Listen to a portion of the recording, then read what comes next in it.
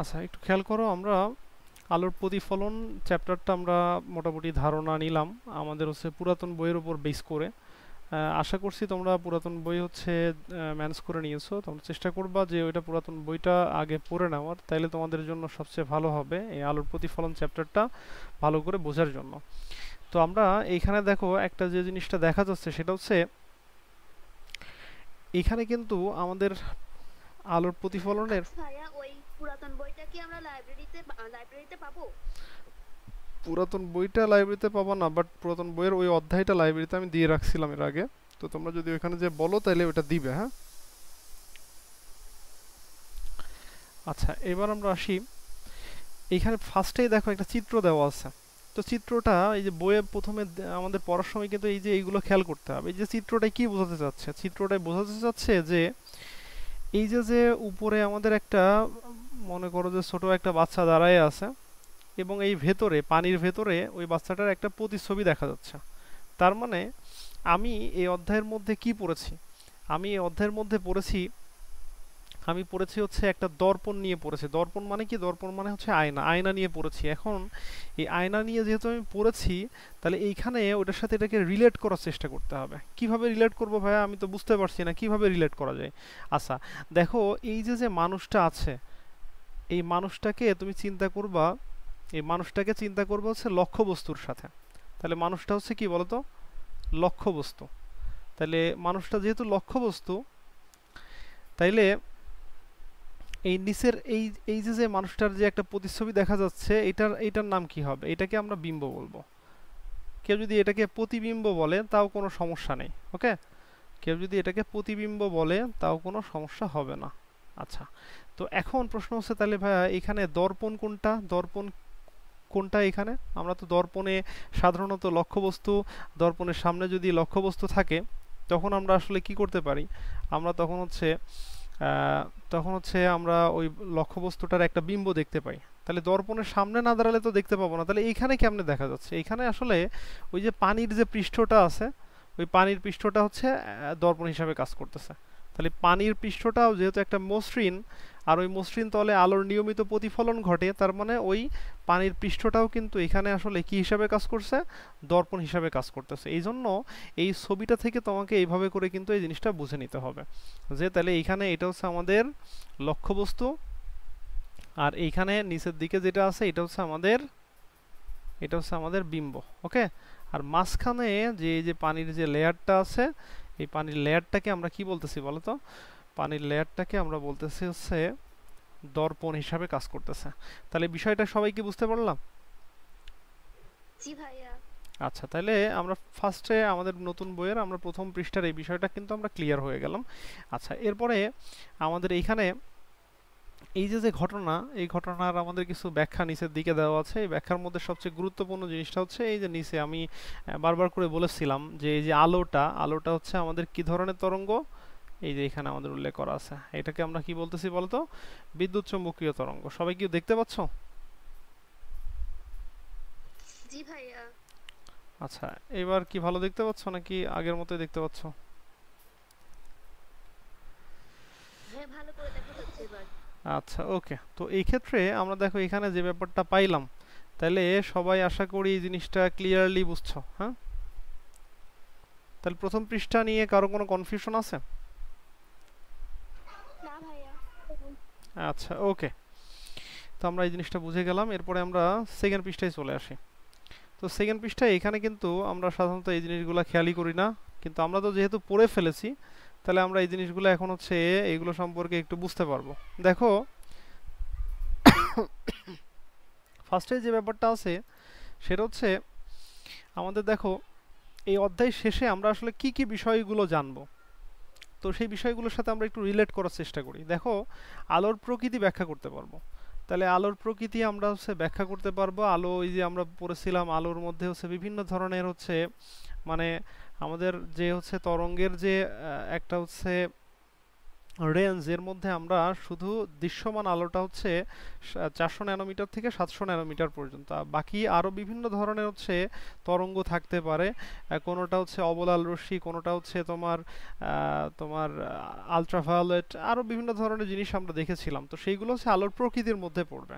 তারপরে আমরা আরেকটা জিনিস এখানে দেখব, সেটা হচ্ছে আলোর প্রতিফলনের সূত্র। আমরা দুইটা সূত্র পড়েছিলাম, এই দুইটা সূত্র তোমাদের মনে থাকার কথা। তিনটা জিনিস এইখান থেকে আমরা এরকম করে বলে দিই যে এইটা হচ্ছে আমাদের আপতিত রশ্মি, এর উপর এসে পড়ে, এটা আপতিত রশ্মি। এইটা হচ্ছে চলে যায় যেটা, সেটা হচ্ছে কি প্রতিফলিত রশ্মি। আর এই মাছ দিয়ে যে তলটা কল্পনা করা হয় এটাকে কি বলা হয়? এটা অভিলম্ব বলা হয়। তাহলে এই তিনটা জিনিস কি থাকবে? একই সমতলে থাকবে। এই তিনটা জিনিস কি থাকবে? একই সমতলে থাকবে। এটা হচ্ছে আমাদের প্রতিফলনের প্রথম সূত্রটা ছিল। আর দ্বিতীয় সূত্রটা ছিল এই যে কোণটা, এই আইটা এই আর এর কি হবে বলতো? সমান হবে। সবাই কি বুঝতে পেরেছো? দ্বিতীয়টাও জি ভাইয়া। আমরা কিন্তু অলরেডি দেখিয়েছি। তারপরে আমরা দর্পণ ব্যাখ্যা করতে পারবো। তো দর্পণ ব্যাখ্যা করা মানে কি? দর্পণ হচ্ছে আমাদের কি কি ধরনের দর্পণ আছে এই বিষয়গুলো জানতে পারবো। তারপরে আমাদের আছে প্রতিবিম্ব। প্রতিবিম্ব মানে কি? প্রতিবিম্ব মানে হচ্ছে আমাদের বিম্ব বা প্রতিবিম্ব বা ইমেজ একই কথা, আমরা সেই কথাগুলো কিন্তু বলেছিলাম। হ্যাঁ, সবাই কি বুঝতে পারছো? জি ভাইয়া। আচ্ছা, ওকে। তারপরে আমাদের এই যে আলোকরশ্মির ক্রিয়া রেখা অঙ্কন করে আমরা দর্পণে সৃষ্ট প্রতিবিম্ব ব্যাখ্যা করতে পারবো। অর্থাৎ আমরা রেখা মানে এই যে রেখাচিত্রের মাধ্যমে বা রশ্মিচিত্রের মাধ্যমে আমরা যে ওই প্রতিবিম্বগুলো যে কিভাবে হতে পারে সেগুলো আমরা আঁকার যে প্রসেস সেটা আমরা সম্পর্কে জানতে পারবো। এখানে আমাদের সেই জিনিসটা দেওয়া আছে। এবং তারপরে দেখো বলছে দর্পণে প্রতিবিম্ব সৃষ্টির কিছু সাধারণ ঘটনা সম্পর্কে আমরা জানতে পারবো। তারপরে দর্পণের হচ্ছে ব্যবহার ব্যাখ্যা করতে পারবো। তারপরে দর্পণের বিবর্ধন, এই যে পড়িয়েছিলাম বিবর্ধন কি জিনিস, অর্থাৎ আমরা কোনো একটা লক্ষ্যবস্তু যতটুকু আছে সেটা দর্পণের ভেতরে বা আয়নার মধ্যে সেটা ছোট দেখা যাচ্ছে নাকি বড় দেখা যাচ্ছে, এইটার হিসাবটাই হচ্ছে আসলে আমাদের বিবর্ধন। তারপরে বলছে প্রতিবিম্ব সৃষ্টি প্রদর্শন করতে পারবো, প্রতিবিম্ব সৃষ্টি প্রদর্শন করতে পারবো। তারপরে এখানে আমাদের আছে আমাদের জীবনে বিভিন্ন আলোকীয় ঘটনার প্রভাব এবং তার অবদান উপলব্ধি করতে পারবো। তো এই বিষয়গুলো আমাদের এই অধ্যায় শেষে জানা যাবে। তো এইগুলো হচ্ছে আমাদের বইয়ের মধ্যে উল্লেখ করা আছে। তো আমরা এটা কখনোই পড়ি না কিন্তু। এখন এইটা তুমি যখন একটা অধ্যায় শেষ করে চলে আসবে তখন এইগুলো তুমি দেখবা, পড়বা, পড়ে মানে বোঝার চেষ্টা করবা যে আমি এটা কি জানি। তো আমি যদি এটা জানি তাহলে তখন আমার মনে হবে যে না, আমি এই অধ্যায়টা সম্পর্কে তাহলে আমার ভালো আইডিয়া আছে। আর যদি এটা না জানি তখন আমার মনে করতে হবে যে এই অধ্যায়ের মধ্যে আমার কিছু ঘাটতি আছে, সেই ঘাটতিগুলো আমাকে আবার ঠিক করে নিতে হবে। আচ্ছা, ওকে। তো আমরা এরপরে চলে আসি। তো এই জিনিসটা আমি এখান থেকে হুবহু ব্যাখ্যা করেছিলাম। আশা করি তোমাদের এই জিনিসটা এই সমস্যা হওয়ার কথা না। তো এখানে কয়েকটা জিনিস একটু ভালো করে খেয়াল রাখতে হবে যে দৃশ্যমান আলোর রেঞ্জটা কত, কত থেকে কত পর্যন্ত আমরা দেখতে পাই দৃশ্যমান আলো, তার আশেপাশে কি কি আছে, কোনগুলা বড়, কোনগুলা ছোট, কোন আলোর জন্য আলো আলো মানে চোখ হচ্ছে বেশি সংবেদনশীল, কোনটার জন্য, কোন আলোর জন্য, সেই জিনিসগুলো সম্পর্কে কিন্তু আমি আগেই আলোচনা করে দিয়েছিলাম। তো আশা করি তোমাদের এখানে খুব একটা ঝামেলা থাকার কথা না। আচ্ছা, এরপরে আমরা চলে আসি এর পরের পৃষ্ঠায়। আমি কিন্তু এখানে একটু দ্রুত আগাচ্ছি, এর পেছনের কারণ হচ্ছে তোমাদের আগেই যেহেতু এইগুলো আমি দেখাইছি, ঠিক আছে? তো আমি মনে করতেছি এইখানে তোমাদের হচ্ছে খুব বেশি সময় নেওয়ার দরকার নেই। আচ্ছা, ওকে। তো এখন এরপরে আসি। এখানে কিছু গুরুত্বপূর্ণ তথ্য আছে যেগুলো আমাদের একটু ভালো করে খেয়াল রাখতে হবে। এর মধ্যে দেখো এই যে প্রথমটাই যেমন দিয়েছে, হুম, এখানে কিন্তু আমরা যদি পরের আগের পৃষ্ঠাটা দেখি, এইখানে আমাদের কিছু কথা বলতেছে। হ্যাঁ, এই লাস্টের কথাটা একটু খেয়াল করো। বলছে বিদ্যুৎ চৌম্বকীয় তরঙ্গের দৈর্ঘ্য যা কিছু হতে পারে সেটা কয়েক কিলোমিটার থেকে বেশি হতে পারে। আবার আবার এখানে যে ব্যাপারটা বললো সেটা হচ্ছে এই যে মিটারের ট্রিলিয়ন ট্রিলিয়ন ভাগের এক ভাগও হতে পারে। তাহলে ট্রিলিয়ন ট্রিলিয়ন ভাগের এক ভাগও হতে পারে। তো এইখানে কিন্তু একটা এমসিকিউ এই যে এখানে আছে, যেটা আমরা সাধারণত খেয়াল করি না। আমি যদি এমসিকিউর মধ্যে অনেক সময় দিয়ে দিই 1 ট্রিলিয়ন সমান কত, সাধারণত কেউই আসলে এটা অ্যান্সার করতে পারে না। 1 ট্রিলিয়ন সমান আসলে কত? তো এখানে তোমরা মাথায় রাখবে 1 ট্রিলিয়ন সমান হচ্ছে আমরা 10^12 বলবো। 10^12। এই 10^12কে কিন্তু আমরা যখন প্রথম অধ্যায় পড়বো তখন কিন্তু এটাকে আমরা অন্য আরেকটা নামে ডাকবো। যেমন তোমাদের প্রথম অধ্যায়ের কন্টেন্টগুলো আমি হচ্ছে সাজায় রাখছি, এইগুলো তোমাদের যখন পড়াবো তখন ওর মধ্যে চলে আসবে। যখন আমরা হচ্ছে এটাকে আমরা সাজায় রাখছি কোথায়, হ্যাঁ এই যে এখানে আছে, তোমাদের বইতে এই চিত্রটা দেওয়া আছে। দেখো এই যে এখানে দেখো একটা তথ্য আমাদের উল্লেখ করা আছে, এই যে টেরা, এই টেরা মানে কিন্তু আমাদের 10^12। তার মানে এই 10^12 তাহলে আমরা দুইটা জায়গায় দেখতে পাচ্ছি, তাই না?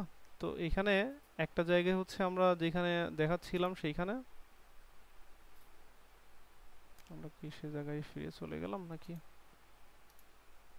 আচ্ছা ওকে,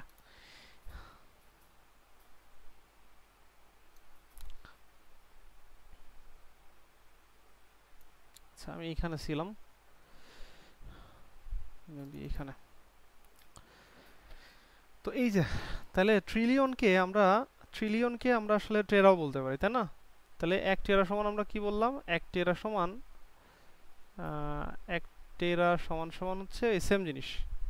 তাহলে দুইটা জিনিস হচ্ছে আমরা একটু রিলেট করে রাখি, যাতে আমাদের কখনো যদি প্রশ্ন আসে যাতে সমস্যা না হয়, সমস্যা আমাদের যদি যাতে না হয় এই জিনিসটা আমরা একটু খেয়াল করব। আচ্ছা ওকে, এবার আমরা আসি, বলা হচ্ছে যে যে বিষয়টা আমাদের ভালো করে জানা দরকার সেটি হচ্ছে, তাহলে এখানে আমরা একটা বিষয় কিন্তু বুঝতে পারলাম, সেটা হচ্ছে এই যে তরঙ্গ দৈর্ঘ্যটা কেমন কেমন হইতে পারে সেই জিনিসটা সম্পর্কে এখানে বলতেছে।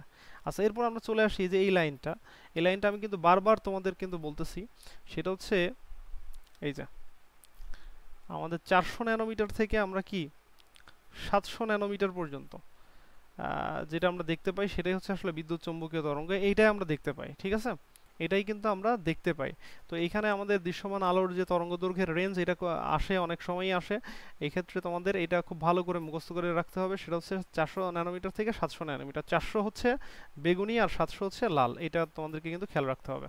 আচ্ছা তারপরে এইখানে কিন্তু আমাদের সেই কথাগুলো কিন্তু বলছে এইখানে। তো এইখানে দেখো বলতেছে যে নীল, সবুজ, হলুদ, কমলা, লাল হয়ে আমাদের কাছ থেকে অদৃশ্য হয়ে যায়। এখন প্রশ্ন হচ্ছে, আমরা এটা কিন্তু এই যে মনে রাখার জন্য কিন্তু বলছিলাম যে বেনিয়া সহকলাটা মনে রাখতে হবে। তাহলে বেনিয়া সহকলা মনে রাখলে কি হবে, যে আসলে কি থেকে শুরু হচ্ছে,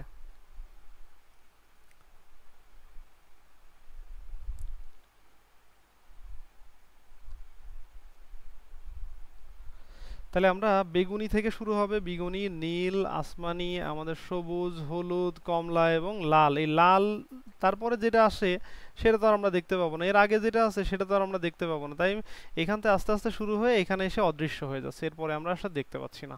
তো সেই কথাটাই এখানে আমাদের বলা বোঝানোর চেষ্টা করেছে। এবং এখানে কিন্তু আরেকটা গুরুত্বপূর্ণ তথ্য আছে, এই তথ্যটাও আমাদের একটু খেয়াল রাখতে হবে, সেটা হচ্ছে মানুষের চোখে এই যে চোখ, এই ব্যাপ্তির বাইরেও তরঙ্গ দৈর্ঘ্য এটা আসলে দেখতে পায় না, মানুষের চোখ দেখতে পায় না। কিন্তু এই যে কিন্তু দিয়ে একটা কথা বলছে, পোকামাকড় অথবা অন্য প্রাণী কিন্তু এর বাইরের রেঞ্জের বিষয়গুলোও কিন্তু দেখতে পায়।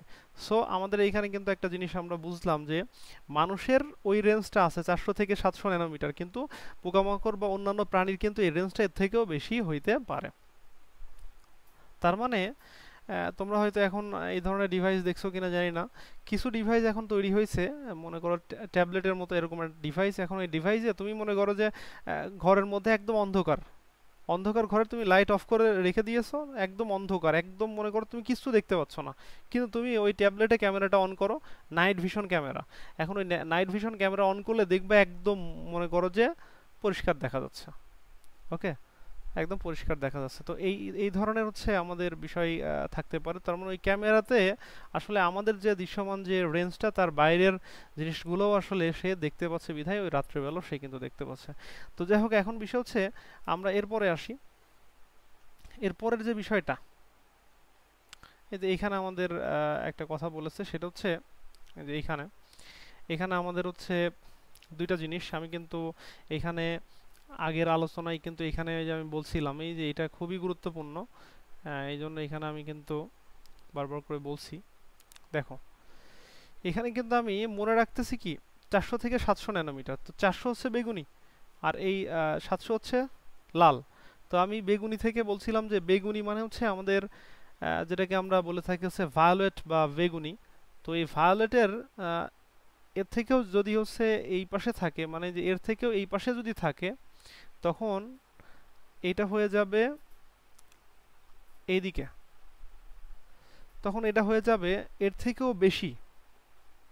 তখন কিন্তু আমাদের যে ব্যাপারটা দাঁড়াবে সেটা হচ্ছে এটাকে আমরা বলবো হচ্ছে আলট্রা ভায়োলেট, মানে আলট্রা, সেটা আলট্রা ভায়োলেট হবে। আর এই পাশে আমাদের বলা হচ্ছে যে এর থেকে যদি আমাদের বেশি হয়, সরি এইখানে আমরা ভুল বললাম, এর থেকে কম, এর থেকে কম আর এর থেকে হচ্ছে বেশি যদি হয়, তখন কিন্তু এইটা হচ্ছে লাল। এর পরে যেটা হবে সেটা হচ্ছে অবলাল। এই অবলালকে আমরা ইংরেজিতে বলে থাকি ইনফ্রারেড, মানে আইআর বলে থাকি, আইআর রশ্মি বলে থাকি, হ্যাঁ, আইআর রশ্মি, এটাকে ইনফ্রারেড রে বলা হয়। আর এইদিকে হচ্ছে আমাদের ইউভি রশ্মি থাকে, ইউভি, অর্থাৎ এটাকে আমরা তখন বলি হচ্ছে আলট্রা ভায়োলেট। আলট্রা ভায়োলেট মানে হচ্ছে ভায়োলেট থেকেও আরও তীব্র যখন হবে তখন সেটাকে আমরা আলট্রা ভায়োলেট বলবো। ওকে, তো এই জিনিসটা কিন্তু একটু মাথায় রাখবা, মানে মাথার মধ্যে এরকম নিয়ে রাখবা যে এই হচ্ছে আমাদের রেঞ্জ, 400 থেকে 700 রেঞ্জ। এই রেঞ্জের বাইরে দুইটা ঘটনা আছে। একটা হচ্ছে, একটা আমরা বললাম যে যদি হচ্ছে 400-র কম হয় তাহলে সেই ক্ষেত্রে আমরা বলতেছি হচ্ছে ইউভি, এটার মানে প্রভাবটা বেশি, এই জন্য আলট্রা ভায়োলেট বলতেছি। আর এইদিকে আমাদের 700 থেকে যখন বেশি হবে তখন এটাকে অবলাল, আর একটা নাম হচ্ছে ইনফ্রারেড রে। অবলাল মানে লাল থেকে অবলাল, আর বেগুনি থেকে মানে এটাকে আমরা ভায়োলেট থেকে আলট্রা ভায়োলেট বলতেছি। এই জিনিসটা একটু মাথায় রাখবা, অনেক সময় না হলে এটা ভুল হয়ে যায়। তো এইখানে আমাদের সেই কথা নিয়েই কিন্তু এখানে আলোচনা করেছে, এই যে এইখানে আমাদের আলোচনা করেছে। দেখো এই যে এইখানে দেখো আমাদের কথাটা বলেছে যে তরঙ্গ দৈর্ঘ্য যদি দৃশ্যমান আলোর চেয়ে ছোট তরঙ্গ দৈর্ঘ্য, ছোট তরঙ্গ থেকেও ছোট হয়, দেখো একটু খেয়াল করো, দৃশ্যমান আলোর সবচেয়ে ছোট তরঙ্গ দৈর্ঘ্য থেকেও ছোট হয়, তখন সেটাকে আমরা আলট্রা ভায়োলেট বলি, আলট্রা ভায়োলেট। তাহলে আমাদের দৃশ্যমান রেঞ্জ কত, দৃশ্যমান, এই যে দৃশ্যমান আলোর তরঙ্গ দৈর্ঘ্যের সবচেয়ে ছোট, তাহলে আমরা জানি যে 400 থেকে 700, তাহলে 400 থেকে 700 মানে কি, 400 থেকে 700 মানে কি, তাহলে আমরা বলবো যে 400 হচ্ছে ছোট। তাহলে এই যে যে ছোট, ওর থেকেও যদি ছোট হয়, মানে এর থেকে ছোট মানে কি 300, এরকম টাইপের যদি হয় তখন সেটাকে আমরা আলট্রা ভায়োলেট বলি। আর এই আলট্রা ভায়োলেট মানে হচ্ছে অতি বেগুনি বলা হয়, হ্যাঁ, অতি বেগুনি বলা হয়। আচ্ছা, আবার এখানে বলতেছে যে তরঙ্গ দৈর্ঘ্য যদি দৃশ্যমান আলোর চেয়ে সবচেয়ে যে বড় তার থেকেও যদি বড় হয়, মানে 700 থেকেও যদি আবার বড় হয়, তখন সেটাকে আমরা ইনফ্রারেড, এই যে ইনফ্রারেড রে, ইনফ্রারেড বলে থাকি, অথবা এই যে লেখা আছে অবলোহিত আলো, মানে হচ্ছে এটার আর একটা নাম আমরা বলতে পারি অবলাল, অবলাল বা অবলোহিত, এই যে লোহিত মানে লাল, ঠিক আছে, অবলাল বা অবলোহিত। সবাই কি বুঝতে পারলা কথাটা? জি ভাইয়া। ওকে, তো আমাদের এই যে যে বিষয়টা এখানে আমাদের কিন্তু দেওয়া আছে, তার মানে আমরা যে জিনিসটা দেখতে পেলাম, বলো, কোনো প্রশ্ন আছে? ভাইয়া 8.01 যে চোখের সংবেদনশীলতা বলে যে মানগুলো দেওয়া আছে ওইগুলো দ্বারা কি বুঝিয়েছে? আচ্ছা, এইগুলো দ্বারা কি বুঝিয়েছে, এখানে আমরা যে জিনিসটা এইদিকে বোঝানো হয়েছে যে সংবেদনশীলতা মানে কম বেশি বোঝানো হয়েছে, যে এইদিকে যতই উপরের দিকে উঠবে তার সংবেদনশীলতা তত বেশি হবে। যেমন তুমি এই যে গ্রিনের ক্ষেত্রে একটু খেয়াল করে দেখো তো, গ্রিনটা একদম উপর পর্যন্ত চলে গেছে না, তার মানে এর সংবেদনশীলতা সবচেয়ে বেশি। মানে হচ্ছে এই গ্রিন আলো যেখানেই থাকবে সেখানেই মনে করো যে ওই আলোটা আমরা ভালো, মনে করো যে আমাদের চোখ মানে ভালো ধরতে পারবে আর কি। গ্রিন আলোটা দেখো, এই যে তুমি এখানে ডিসপ্লের ক্ষেত্রে দেখো, এই ডিসপ্লেতে এত আলো আছে, এর মধ্যে যেখানে গ্রিন আছে সেইটা আমাদের চোখে বেশি মানে একবারে ফোকাস করে ওইটা, মানে ওইটা হচ্ছে আমাদের চোখ বেশি সংবেদনশীল, মানে ওইটা যেখানে গ্রিন আলো থাকে সেখানে আমাদের চোখ আগে ওই গ্রিন আলোকে ফোকাস করবে, ঠিক আছে। তো এই ক্ষেত্রে এখানে আমাদের বলছে যে গ্রিন আলোটা সবচেয়ে বেশি, আমরা যেখানে বলতেছি যে এটা হচ্ছে 1 আর কি, এর মানটা, সংবেদনশীলতার মান হচ্ছে 1, এটা সবচেয়ে বেশি। আর এইখানে আমাদের কিছু আছে, এই যে এইটা একদম কাঁচা যেটা আছে এটা হচ্ছে 1 থেকে একটু বেশি, এইটা 2 থেকে একটু বেশি, এরকম আমাদের এই জিনিসগুলো দেখানো আছে। এখানে এক্স্যাক্টলি মান আসলে কোনোটাই বলা যাবে না, এখানে আসলে আমরা শুধু গ্রিনেরটাই একদম এক্স্যাক্টলি বলতেছি হচ্ছে 1 হতে পারে, আর বাকিগুলোর ক্ষেত্রে আমরা ওইটা এইভাবে বলতে পারবো না, ঠিক আছে। তাহলে এই বিষয়টা তো সবাই বুঝতে পেরেছো কিনা? জি ভাইয়া।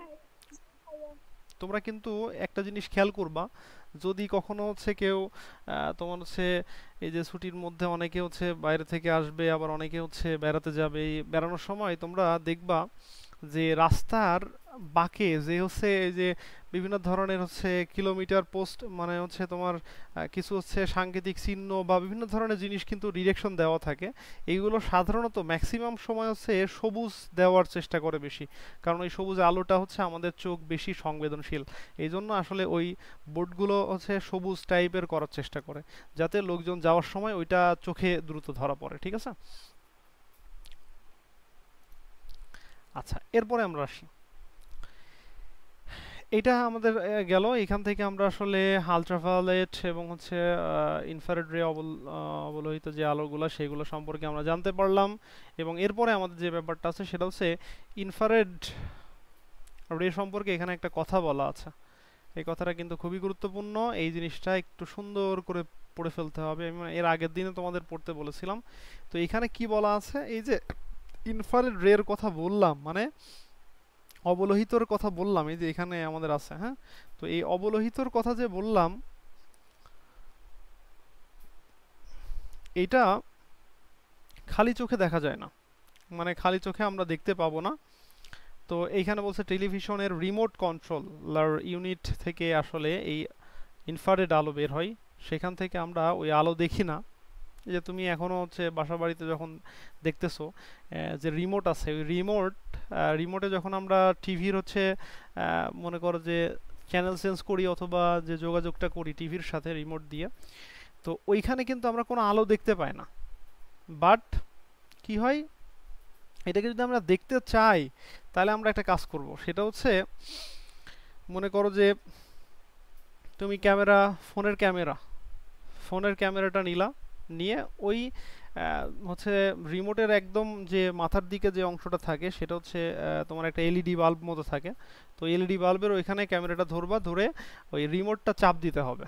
রিমোটটা যখনই তুমি হচ্ছে চাপ দিবা, তখন দেখবা যে ওখান থেকে মনে হচ্ছে একটা আলো বের হয়ে আসছে। তো এই আলোটা আসলে ক্যামেরা বা মোবাইলের এই ক্যামেরা দেখতে পায়। কেন দেখতে পায়, এর পেছনে কারণ হচ্ছে যে এই মোবাইলের যে ক্যামেরা এই ক্যামেরাতে এক ধরনের ডিভাইস লাগানো থাকে, এটাকে বলা হচ্ছে সিসিডি। এটা অনেক সময় হচ্ছে আমরা বলে থাকি ওই সিসিডি, এরকম আমাদের হচ্ছে কিছু জিনিস আছে যেটাকে আমরা, এই সির মিনিংটা হচ্ছে চার্জ কাপল ডিভাইস, হ্যাঁ, এরকম একটা মিনিং আছে হচ্ছে সিসিডি। তো এরকম একটা ডিভাইস লাগানো থাকে। তো ওই ডিভাইসটা কি হয়, ওই আলোটা কি করতে পারে, সংবেদনশীল। ওই যে সংবেদনশীল মানে কি, এই সংবেদনশীল মানেই কিন্তু এই যে ইংরেজিতে বলা হয় সেন্সিটিভিটি, অর্থাৎ ওই সেন্স করতে পারে ভালো আর কি। তো ওই আলোটা কি করতে পারে, যন্ত্রাংশ ব্যবহার করা হয় সেগুলো আসলে দৃশ্যমান আলোর সাথে সাথে খানিকটা ইনফ্রারেড আলো দেখতে পায়। যেহেতু এই সিসিডিটা আসলে দেখতে পায়, এই জন্য ক্যামেরা দিয়ে দেখা যায়। ঠিক আছে? এখন তোমাকে যদি একটা প্রশ্ন করা হয়, অনেক সময় কিন্তু এরকম প্রশ্ন করা করা হয়, সেটা হচ্ছে আমরা অবলোহিত আলো দেখতে পাই না কিন্তু ক্যামেরা দিয়ে, মানে মোবাইল ক্যামেরা দিয়ে দেখতে পাই, এর পেছনের কারণটা কি? তাহলে তোমার কারণটা হবে, এখানে উল্লেখটা করতে হবে যে এই সিসিডি ডিভাইসটা থাকে, এই সিসিডিটা হচ্ছে ওর মধ্যে লাগানো থাকে বিধায় আসলে ওই যন্ত্রাংশ থাকার কারণেই আসলে ওইটা ওই ইনফ্রারেড আলোটা কি করতে পারে, সেন্স করতে পারে, এই জন্য এটা দেখা যায়। ঠিক আছে? সবাই কি বুঝতে পারলো বিষয়টা? কারো বুঝতে অসুবিধা হইলে অসুবিধা হইলে বলবা। আচ্ছা, আমরা এর পরের পৃষ্ঠায় চলে যাই। তো পরের পৃষ্ঠায় আমাদের যে ব্যাপারটা আছে, এখানে আমরা বলছিলাম আলোর প্রতিফলন। তো আলোর প্রতিফলনের ক্ষেত্রে আমি এই সেম চিত্রটাই তোমাদের বুঝিয়েছিলাম। তো আমরা এখানে বলছিলাম যে একটা আলোকরশ্মি যদি তির্যকভাবে, মানে বাঁকাভাবে, এই যে এখানে আমাদের কিন্তু আলোকরশ্মি তির্যক বা বাঁকাভাবে পড়েছে, এখানে বাঁকাভাবে যে পড়ার পরে এই বরাবর মনে করো চলে গেল। ঠিক আছে? তাহলে এই বরাবর আমাদের যে এইখান থেকে গেল, এই বরাবর চলে গেল। তো এখন এইখানে একটা কথা কিন্তু আসছে, সেটা হচ্ছে এইভাবে যে যদি পড়ে এবং এই বরাবর যদি চলে যায়, তাহলে সেই ক্ষেত্রে দেখো বাঁকাভাবে এসে পড়লো এবং ওইভাবে ফিরে গেল। এই ক্ষেত্রে তিন ধরনের ঘটনা ঘটে। কয় ধরনের ঘটনা? তিন ধরনের ঘটনা। এর মধ্যে একটা হচ্ছে আমরা একটাকে বলতেছি ওই সেম মাধ্যমে ফিরে আসতেছে, এটাকে বলতেছি হচ্ছে প্রতিফলন। এই যে যেটা আমরা এখানে চিত্রতে দেখানো আছে, এই যে এইটা হচ্ছে আমাদের প্রতিফলন। আর যেটা এর ভেতরে প্রবেশ করতেছে এটাকে আমরা বলতেছি হচ্ছে প্রতিসরণ। আর এই যে যে এখানে মাধ্যম কর্তৃক কিছু কি হইতে পারে, কিছু আলো হচ্ছে মাধ্যম কর্তৃক মনে করো যে শোষণ করে নিতে পারে। তো সেটাকে আমরা আসলে শোষণ বলতেছি, কিছু অংশ হচ্ছে অ্যাবজর্ব করে নিতে পারে, কিছু আলো হচ্ছে ওর মধ্যে মনে করো যে অ্যাবজর্ব হয়ে যায়, তো সেটাকে আমরা বলতেছি হচ্ছে শোষণ। তাইলে এইখানে কিন্তু আমরা এই যে যে প্রসেস, এই প্রসেসটা কিন্তু আমরা দেখলাম। আমরা অনেক সময় এই যে দোকানে হচ্ছে আমাদের মনে করো যে মোটা টাইপের হচ্ছে কাঁচ লাগানো থাকে, ওর সামনে দাঁড়ালে আমাদের হালকা হালকা মনে করো যে কি দেখা যায়, হালকা হালকা মনে করো দেখা যায় ওর ভেতরে। তো এই যে যে ওখানে যে ঘটনাটা ঘটে, ওখানে সামান্য পরিমাণে, অল্প পরিমাণে প্রতিফলন ঘটে, আর প্রতিসরণটা ঘটে হচ্ছে কম, মানে সরি, প্রতিফলনটা ঘটে হচ্ছে কম পরিমাণে, প্রতিসরণ ঘটে বেশি, শোষণও ঘটে ওইখানে বেশি। কিন্তু ওই কাছেরই যদি পিছনের পৃষ্ঠে হচ্ছে আমরা ওই যে পাড়া লাগাই দিই, তাহলে যে ব্যাপারটা ঘটবে সেটা হচ্ছে অনেকটা আয়নার মতো কাজ করবে তখন। তো এই হচ্ছে আমাদের ঘটনা। তো আমরা এখানে এই বিষয়টা এর আগেও তোমাদের আলোচনার মধ্যে বলেছিলাম। আচ্ছা, এবার আমাদের এই যে প্রতিফলনের যে সূত্র, এই সূত্রের মধ্যে আমাদের এইখানে আলোচনাটা প্রতিফলনের সূত্র নিয়েই করেছে। এখানে দেখো আমাদের তিনটা জিনিস এখানে বোঝানোর চেষ্টা করেছে। কি বোঝানোর চেষ্টা করেছে?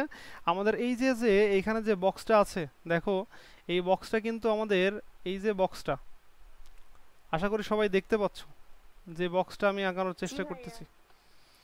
এই বক্সটা এখানে একটা তল চিন্তা করেছে, এটা হচ্ছে একটা তল, এই বরাবর একটা তল আছে। এখন আমাদের কি ঘটনা ঘটেছে এখানে দেখো, এই যে আলোটা এর উপর এসে পড়ছে, এই আলোটা এর উপর এসে পড়ছে, আবার এই বরাবর চলে গেছে, আর এইখানে আমাদের একটা অভিলম্ব আছে, এই যে অভিলম্ব। তাহলে এই তিনটা দেখো তো, এই যে যে তলটা নিয়েছিলাম ওই ওই তলে আছে না, একই তলে আছে। তাই আমরা বলতে পারি এই তিনটা জিনিস হচ্ছে, একটা হচ্ছে প্রতিফলিত রশ্মি, সরি, একটা আপতিত রশ্মি, একটা অভিলম্ব, আর একটা হচ্ছে প্রতিফলিত রশ্মি। এই তিনটা একই সমতলে থাকে, একই সমতলে থাকে।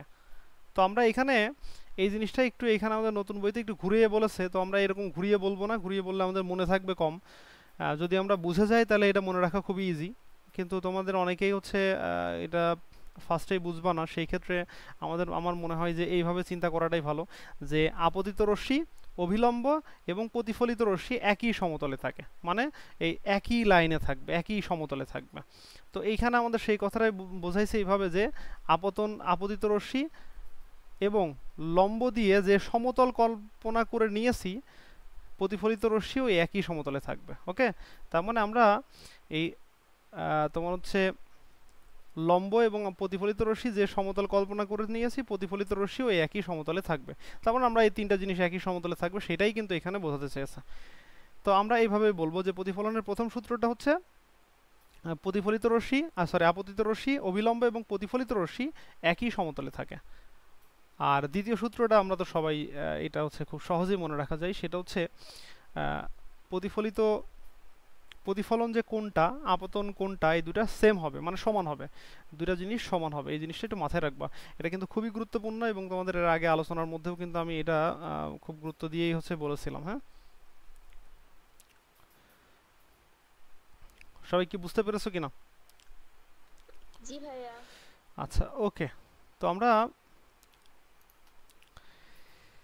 এখানে একটা খুবই গুরুত্বপূর্ণ জিনিস দেখানো আছে, তো এইটা আমাদের অনেকেই এইটা আসলে বুঝতে গেলে অসুবিধায় পড়ে যাই, যে ভাই এখানে কি বলা হইলে বা কি বোঝাতে চাচ্ছে এখানে। আচ্ছা, আমরা প্রশ্নটা এর আগের পৃষ্ঠায় দেখো বলা আছে প্রশ্নটা, এখানে বলতেছে যে চিত্রে, মানে 8.04 চিত্রে দেখানো অবস্থায় দুইটি আয়না M1 এবং হচ্ছে M2 রাখা আছে, মাঝখানে এক্স বিন্দুতে একটি মোমবাতি রাখা আছে, মোমবাতিটির প্রতিবিম্ব কোথায় হবে?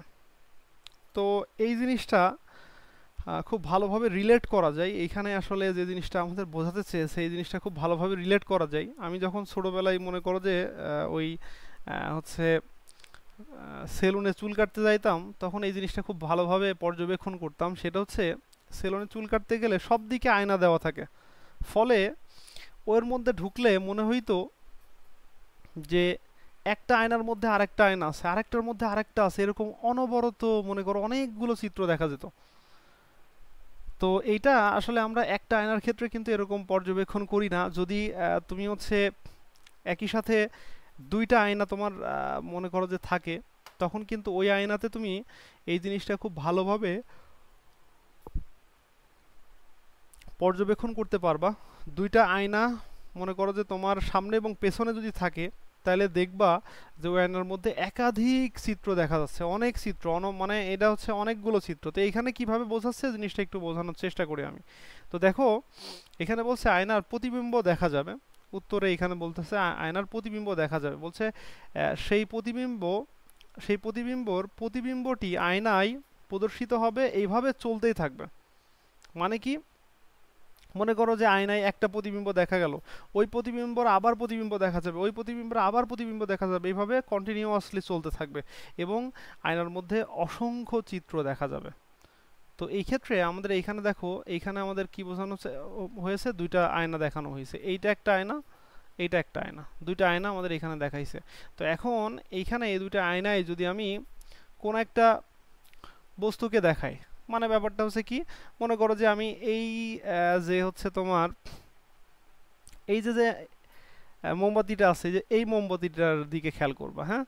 আচ্ছা, এই মোমবাতিটা এই এই যে যে আয়না থেকে, সবাই কি আমার মানে এই লেখাটা দেখতে পাচ্ছ তো?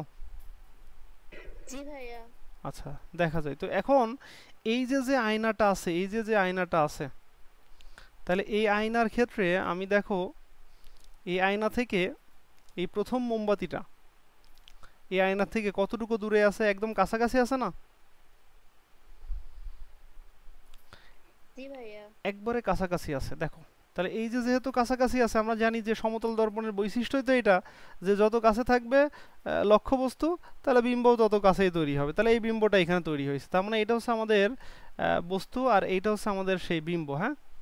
আচ্ছা, এটা এটা প্রথম ঘটনা, এটা প্রথম ক্ষেত্রে ঘটছে। এখন এই সেম জিনিসটাই যখন এই আয়নার মধ্যে দেখা যাবে, তাহলে এই আয়নার মধ্যে কি হয়েছে দেখো, এইখানে এই টোটাল বিষয়টাই, এখন এইটা তো একটা আয়নার ভেতরে একটা আয়নার ক্ষেত্রে ঘটলো, তাই না? এখন বিষয় হচ্ছে এই সেম বিষয়টা কি হবে, এই যে যে সামনে যে আয়না, এই আয়নার মধ্যে কি দেখা যাবে না? দেখা যাবে। তখন এইখানে দুইটা চিত্র দেখা গেলে এর মধ্যেও দুইটা চিত্রই দেখা যাবে। সেম ওয়েতে এই যে যে চিত্রটা তৈরি হয়েছে, এই চিত্রটা আবার এই পাশের এইখানে দেখা যাবে, এরপরে এই চিত্রটা আবার এর এই পাশে দেখা যাবে, এইখানে আবার এইখানে যে চিত্র তৈরি হবে সেটা এই পাশে দেখা যাবে। এরকম অনবরত চলতেই থাকবে, চলতেই থাকবে, কন্টিনিউয়াসলি চলতে থাকবে। মানে একটা আয়নার ভেতরকার দৃশ্য আরেকটা আয়নায় দেখা যাবে, আরেকটা আয়নার ভেতরকার দৃশ্য আরেকটা আয়নায় দেখা যাবে, এইভাবে করতে করতে একদম কন্টিনিউয়াসলি ভাবে চলতে থাকে। এবং এইখানে কিন্তু একটা বিষয় এখানে বলা হয়েছে যে দুইটি সমান্তরাল আয়নার মাঝখানে একটি মোমবাতি এক্স রাখা হলে তার প্রতিবিম্ব এক্স ড্যাশ এবং এক্স ড্যাশের প্রতিবিম্ব এক্স ডাবল ড্যাশ এবং তারপর ট্রিপল ড্যাশ, তারপর এইভাবে আস্তে আস্তে চলতেই থাকবে, চলতেই থাকবে, চলতেই থাকবে। তাহলে আমি জিনিসটা আরেকবার বলি, দুইটা আয়না, এই যে দুইটা আয়না দেওয়া আছে, এর মধ্যে এই যে এক্স পজিশনে যে জিনিসটা আছে সেটা হচ্ছে আমাদের প্রথমে ওই বস্তুটা রাখা হয়েছিল। এখন এর প্রতিবিম্ব কোথায় তৈরি হলো, এক্স ড্যাশ তৈরি হলো। এখন এক্স ড্যাশের প্রতিবিম্ব কোথায় তৈরি হলো, এই যে এইখানে এক্স ড্যাশ এখানে তৈরি হলো। এই এক্স ড্যাশের প্রতিবিম্ব এখানে ডাবল ড্যাশ হইলো, এখানেও ডাবল ড্যাশ হইলো। আবার এই ডাবল ড্যাশেরটা তৈরি হবে ট্রিপল ড্যাশ, এইভাবে এই পাশেও ট্রিপল ড্যাশ তৈরি হবে। এইভাবে কন্টিনিউয়াসলি ভাবে চলতেই থাকবে, চলতেই থাকবে, চলতেই থাকবে। জিনিসটা কি বুঝতে পারলা কিনা? এখন যদি এটা তুমি নিজে পর্যবেক্ষণ করতে চাও, তাইলে এইটা হচ্ছে সেলুনে দুই দিকে যদি হচ্ছে আয়না দেওয়া আছে, এরকম দুইটা যদি আয়নার মধ্যে তাকাও, তাহলে এই জিনিসটা খুব ক্লিয়ারলি বুঝতে পারবা। আমি এটা অনেকবার দেখেছি, সেলুনের মধ্যে এই ধরনের ঘটনা দেখা যায়, এবং তুমি দুইটা আয়না দিয়েও এই ঘটনা পর্যবেক্ষণ করে দেখতে পারো। আচ্ছা, ওকে। এই জিনিসটা হচ্ছে আমাদের এখানে বাকি ছিল, তো আমরা এখানে এই জিনিসটা দেখে ফেললাম। এখানে আরেকটা কথা কথা বলেছে এখানে আমাদের, এই যে যে ঘটনা, সেটা হচ্ছে এই জিনিসটা একটু মাথায় রাখবা। সেটা হচ্ছে এই যে কাছে মাত্র হচ্ছে তোমার বলছে সাধারণ এক টুকরা কাছে প্রতিফলন হয় হচ্ছে কম, মাত্র 4 থেকে 5% আলো হচ্ছে প্রতিফলিত হয়, আর বাকিটা এর ভেতর দিয়ে প্রতিসরিত হয়। কিন্তু এই যে এখানে একটা কথা বললো যে প্রতিফলন কোণ যদি বেশি হয়, যেমন 80 ডিগ্রি বা 90 ডিগ্রি, তখন কিন্তু এর কাছাকাছি হয়, তাহলে প্রতিফলিত আলো অনেক বেশি বেড়ে যায়। কেউ কি আসলো নাকি, নাকি হইল দেখি। এটা কে?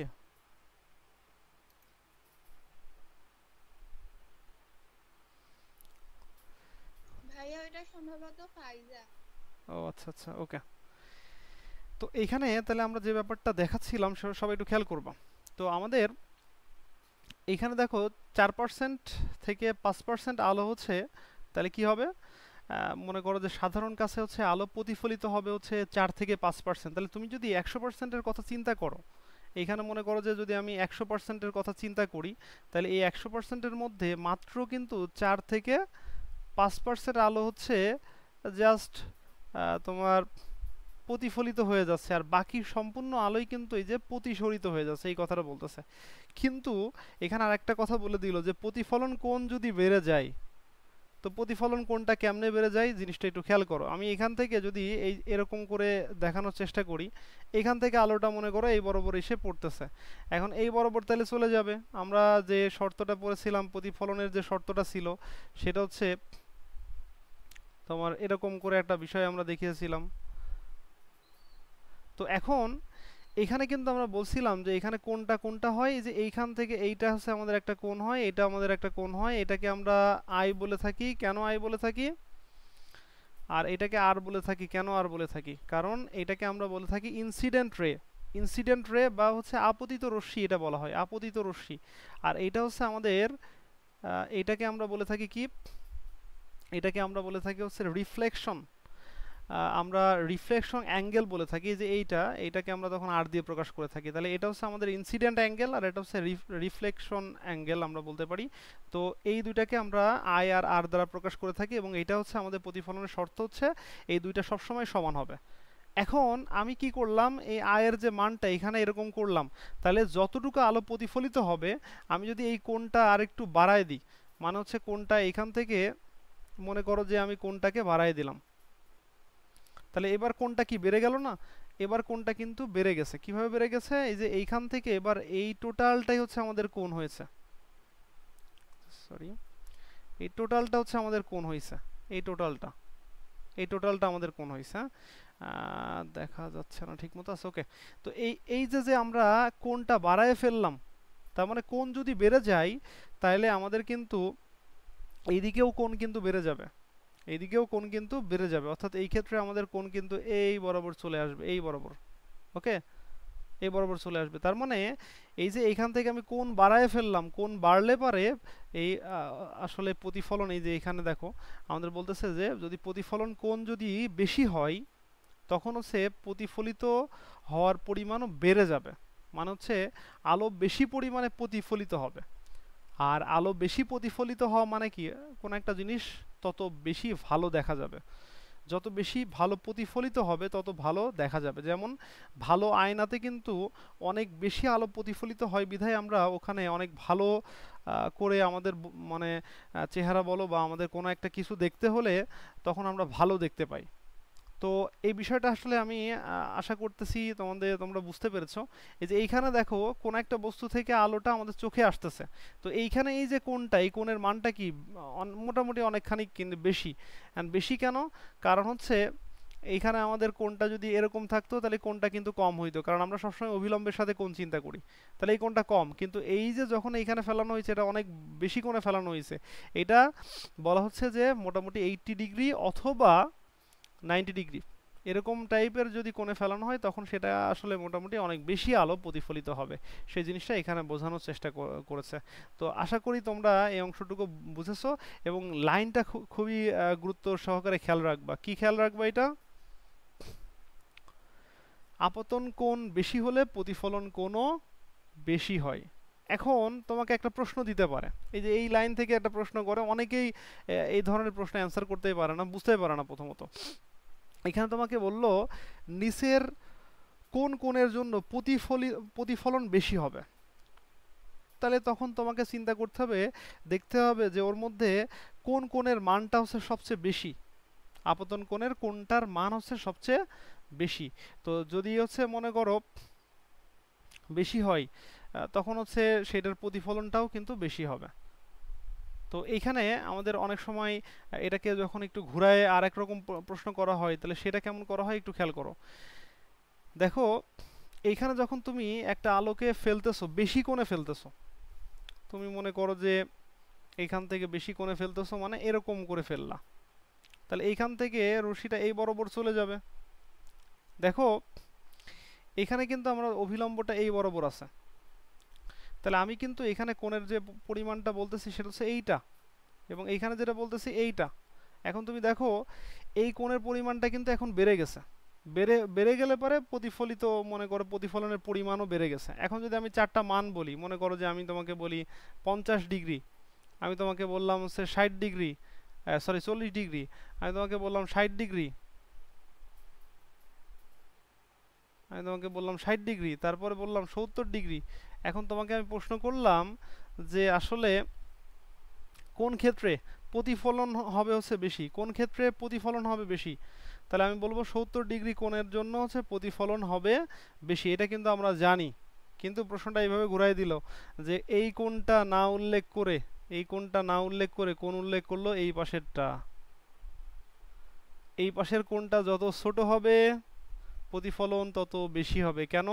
কারণ এইটা যদি আমাদের 70 ডিগ্রি হয়, তাহলে এই পাশের এই কোণটা কত ডিগ্রি হবে, এটা হচ্ছে 20 ডিগ্রি হবে। তার মানে এই মানটা কিন্তু কমে গেছে, এটা বেশি বাট এই পাশেরটা কিন্তু কম। এইটা কিন্তু আমরা কোণ বলি না, এটাকে কিন্তু আসলে আমাদের এই যে বিভেদ তল, এই বিভেদ তলের সাথে আমাদের যে আপতিত রশ্মি, এই দুইটার মাঝখানে যে কোণটা থাকে এইটা, হ্যাঁ। তো এইটা হচ্ছে কম হলে প্রতিফলিত হয় বেশি, আর এই পাশে আপতন কোণ যদি বেশি হয় তখন প্রতিফলিত হয় বেশি।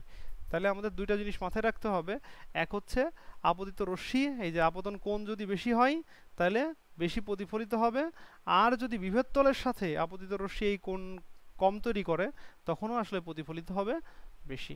তো এই জিনিসটা মাথায় রাখবা। আচ্ছা, এর পরের পৃষ্ঠায় আমরা চলে যাই।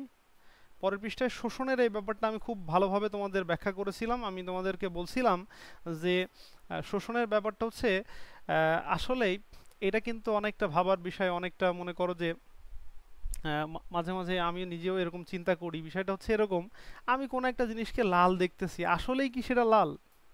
মাথার মধ্যে প্রশ্ন জাগে যে আসলেই কি এটা লাল। কেন প্রশ্ন জাগে, এর পেছনে ব্যাখ্যাটা একটু খেয়াল করি। তো আমরা এখানে এর আগের দিন তোমাদের বলেছিলাম, দেখো এই যে যে সাদা, এই যে এখানে যে মনে করো যে আমাদের সাদা আলোর মধ্যে সব রং আছে, সব রং আছে। তো এখন মানে সব রং মানে যে রংধনুর যে 7টা রং, সেই 7টা রং এর মধ্যে আছে। এখন এই আলোটা এর উপরে এসে পড়লো, পড়ার পরে এখানে সব রং শোষণ করে নিল, এই বস্তুটা সব রং শোষণ করে নিল, শুধুমাত্র লাল রংকেও শোষণ করতে পারে না। ও লাল রং হচ্ছে রিফ্লেক্ট করে দেয়, মানে হচ্ছে প্রতিফলিত করে দেয়।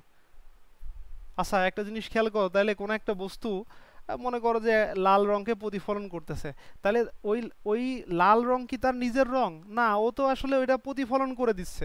ওই যে আমরা অনেক সময় বলি না যে চাঁদ হচ্ছে কি করে, মানে সূর্যের যে আলোটা, সেই আলোটা চাঁদ হচ্ছে রিফ্লেক্ট করে পৃথিবীতে পাঠায়, অর্থাৎ ওইখান থেকে প্রতিফলিত হয়ে পৃথিবীতে আসে। তাহলে আমি কি বলবো যে চাঁদের হচ্ছে ওইটাই হচ্ছে চাঁদের আলো? না, আমি এটা কখনোই কিন্তু বলবো না, এটা সূর্যের আলো কিন্তু প্রতিফলিত করে দিচ্ছে, তার মানে আমরা সেই জন্যই কিন্তু বলি চাঁদের নিজস্ব কোনো আলো নেই। তো সেম ঘটনা কিন্তু এইখানে। তাহলে আমি কি এই যে যে লাল ফুলটা লাল দেখতেছি, আসলেই কি ও লাল? না, ও তো শুধু লালকে প্রতিফলিত করে দিচ্ছে। তাহলে বাকি যে রংগুলো আছে সেই রং কিন্তু ওই ফুলটার হওয়ার কথা, কিন্তু আমরা কিন্তু সাধারণত ওইটাকে লাল দেখতেছি, তাই ওকে লালই বলতেছি। তো নর্মালি আমরা এভাবেই চিন্তা করব, আমরা বেশি জটিলের মধ্যে যাব না, কিন্তু ঘটনাটা মস্তিষ্কের মধ্যে ঢুকায় রাখতে হবে। বিষয়টা এরকম, আমরা পৃথিবীতে মনে করো যা কিছু দেখি, যা কিছু আমাদের সামনে আসে, আমরা সব কিছুই মনে করো যা যেটাকে যেভাবে দেখতেছি, আসলে বিষয়টা হুবহু এরকম নাও হইতে পারে ঘটনাটা। তো যাই হোক, এখন বিষয় হচ্ছে দেখো, তাহলে আমি এখানে তাহলে এইটুকু জিনিসকে বোঝাতে পারলাম কিনা, আলো, সাদা জি আলোর ভাইয়া। সাদা আলোর মধ্যে সব ধরনের রং কিন্তু থাকে, এই রংটা কোন একটা বস্তুতে পড়ার পরে ওই বস্তুটা যে রংটাকে প্রতিফলিত করে দিবে আমরা ওই বস্তুটাকে সেই রঙে দেখব। যেমন এখানে আমাদের এই যে যে লাল ফুলটা আছে, এই লাল ফুলটা কি করতেছে, এই লাল ফুলটা শুধুমাত্র শুধুমাত্র কিন্তু লাল রংটাকে প্রতিফলিত করতেছে, এই জন্য ওকে লাল দেখতেছি আমি। আর এই সবুজ পাতাটা কি করতেছে, ওর ওর উপরেও সব রং এসে পড়তেছে, কিন্তু ও শুধুমাত্র সবুজ রংটাকে প্রতিফলিত করতেছে, এই জন্য ওটাকে আমি সবুজ দেখতেছি। তার মানে কোনো একটা বস্তুকে আমরা সেই কালারে দেখি, যে কালারে আমরা দেখব সেই কালারটাই সে হচ্ছে শুধু প্রতিফলিত করে দেয়। কিন্তু এখন যদি আমি ভিন্ন ঘটনা দেখতে চাই, ভিন্ন ঘটনা কেমন, মনে করো এখন যদিও হচ্ছে আসলে এই ধরনের চশমা পরলে কেমনই লাগে, তো মনে করো কেউ একজন লাল চশমা পরলো। এখন এই লাল চশমা যদি সে পরে, লাল চশমা পরার পরে দেখবে যে মনে করো যে শুধু লাল রংটাই তার কাছে পিওর লাল মনে হবে, আর বাকি সব কিছু তার কাছে সাধারণত কালো কালো দেখাবে। এখন অনেকে বলতে পারে যে ভাইয়া লাল চশমা পরলেও তো এই ধরনের ঘটনা ঘটে না। আসলে লাল যে চশমাটা আমরা পরি ওটা অনেকটা মনে করো যে ট্রান্সপারেন্ট টাইপের কালার থাকে, এই জন্য আমরা অনেক সময় এটা মোটামুটি দেখি কিছুটা লাল দেখি, কিন্তু ওইটা একটু বেশি যদি মনে করো যে লাল টাইপের চশমা আমরা পরি, তখন আমরা এই বিষয়টা একদম মানে পর্যবেক্ষণ করতে পারবো। সেটা হচ্ছে কি, সেটা হচ্ছে ওই লাল চশমা যখন আমি পরবো তখন কিন্তু লাল বস্তুকে লাল দেখবো আর বাকি সকল বস্তুকে আমি কালো দেখবো। তাই কোনো একটা সিস্টেমের মধ্য দিয়ে যদি আমি দেখতে চাই, সেই ক্ষেত্রে দুইটা সিস্টেমের কালার যদি সেম হয়ে যায় তখন বস্তুটাকে আমরা সেই সেম কালারে দেখব, তাছাড়া অন্য আমরা কালার দেখতে পাবো। যেমন আমি এখানে একটু জাস্ট হচ্ছে উদাহরণটা দিই। মনে করো এখানে সাদা রংটা না পড়ে এখানে যদি কোন রং পড়তো, এখানে মনে করো পড়লো হচ্ছে সাপোজ লাল রং পড়লো। তো লাল রং যদি এর উপর এসে পড়ে, পড়ার পরে কি ঘটনা ঘটবে, এই বরাবর হচ্ছে প্রতিফলিত হবে। তো এই যে লাল রং এসে প্রতিফলিত হইল, তাহলে এই ক্ষেত্রে ব্যাপারটা খেয়াল করবা, লাল রং এসে এই যে প্রতিফলিত হইল, তাহলে এইটাও লাল, আবার এখানে প্রতিফলিত হচ্ছেও লাল। তো সেই ক্ষেত্রে এই বস্তুটাকে আমরা কিন্তু লালই দেখব। অথবা আমি বলতে পারি এটা হচ্ছে লাল রং, এটা লাল রঙের বস্তু, আর এই ফেলা হয়েছে আলো লাল, তাহলে দুইটাই যেহেতু একই কালার, একই কালার, তখন আমরা কিন্তু এই জিনিসটাকে কি করব, এই জিনিসটাকে লাল দেখব, অর্থাৎ এই ফুলটাকে লাল দেখব। কিন্তু এই লাল আলোয় যদি কার উপর ফেলা হয়, এই সবুজের উপর ফেলা হয়, তাহলে এটা কিন্তু সবুজ, এটা কি সবুজ, আর এই উপরের এটা কি লাল, তাহলে দুটা কি কালার, ভিন্ন কালার। যে যদি ভিন্ন কালার হয় তখন অবশ্যই অবশ্যই এই সবুজ পাতাটা তখন আর সবুজ দেখা যাবে না, তখন কিন্তু ওই লাল আলোতে কি দেখা যাবে, কালো দেখা যাবে। এবং এই কালোটা আমাদের বইতে উল্লেখ করেছে, এই কালোটা কেমন কালো হবে, এটাকে আমরা হচ্ছে যে কুসকুসে কালো বলা হচ্ছে। অর্থাৎ আমাদের ওই যে অনেক সময় মনে করো যে যে ঘুটঘুটে অন্ধকার এরকম টাইপের কিছু কথা বলা হয়, তো এরকম একটা শব্দ এখানে ইউজ করেছে, সেটা হচ্ছে কুসকুসে কালো এরকম একটা অংশ দেখা যাবে। তো আশা করি সবাই এই অংশটুকু বুঝতে পেরেছো। কারো কোনো প্রশ্ন থাকলে বলতে পারো। এটুকু নিয়ে কারো কোনো প্রশ্ন আছে? না ভাইয়া। না ভাইয়া। আচ্ছা, ওকে, ধন্যবাদ। সবাই হচ্ছে বুঝতে না পারলেও বলবা, বুঝতে পারলেও বলবা, তাহলে পড়ানোর প্রতি একটা আগ্রহ থাকে। আচ্ছা, ওকে, এই জিনিসটা তোমাদের এর আগে দেখিয়েছিলাম যে আসলে মসৃণ তলে সাধারণত নিয়মিত প্রতিফলন ঘটে, অমসৃণ তলে কি ঘটে, কোন ধরনের প্রতিফলন ঘটে, কে বলতে পারবা? অমসৃণ তলে কোন ধরনের প্রতিফলন? ব্যক্ত প্রতিফলন। ব্যাপ্ত প্রতিফলন ঘটে। অনিয়মিত প্রতিফলন। আচ্ছা, অনিয়মিত প্রতিফলন, যেটার আরেকটা নাম হচ্ছে ব্যাপ্ত প্রতিফলন। হ্যাঁ, অনিয়মিত প্রতিফলনের আরেকটা নাম হচ্ছে ব্যাপ্ত প্রতিফলন। তাহলে একটা হচ্ছে নিয়মিত প্রতিফলন ঘটবে আর একটা হচ্ছে অনিয়মিত প্রতিফলন ঘটবে। আচ্ছা, তোমাদেরকে যদি আমি একটা প্রশ্ন করি যে এই দুই ক্ষেত্রেই প্রতিফলনের সূত্র কি আসলে মেনে চলবে নাকি চলবে না? মেনে চলবে না। দুই ক্ষেত্রে প্রতিফলনের সূত্র মেনে চলবে না। কে বললো চলবে? নামটা বলো, কে বললো? ভাইয়া।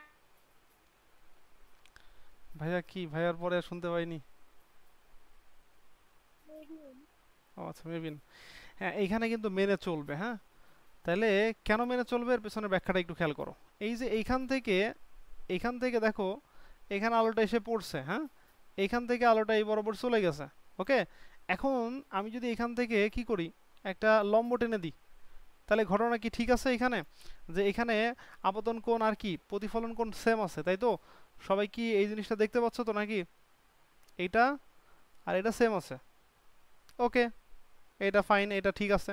আচ্ছা, এবার এই পাশেরটার খেয়াল করো। এই পাশেরটার জন্য যদি আমি এইখানে বলি যে এইটা এই বরাবর এসে পড়ছে, ওকে, এখন এটা এই বরাবর চলে গেছে।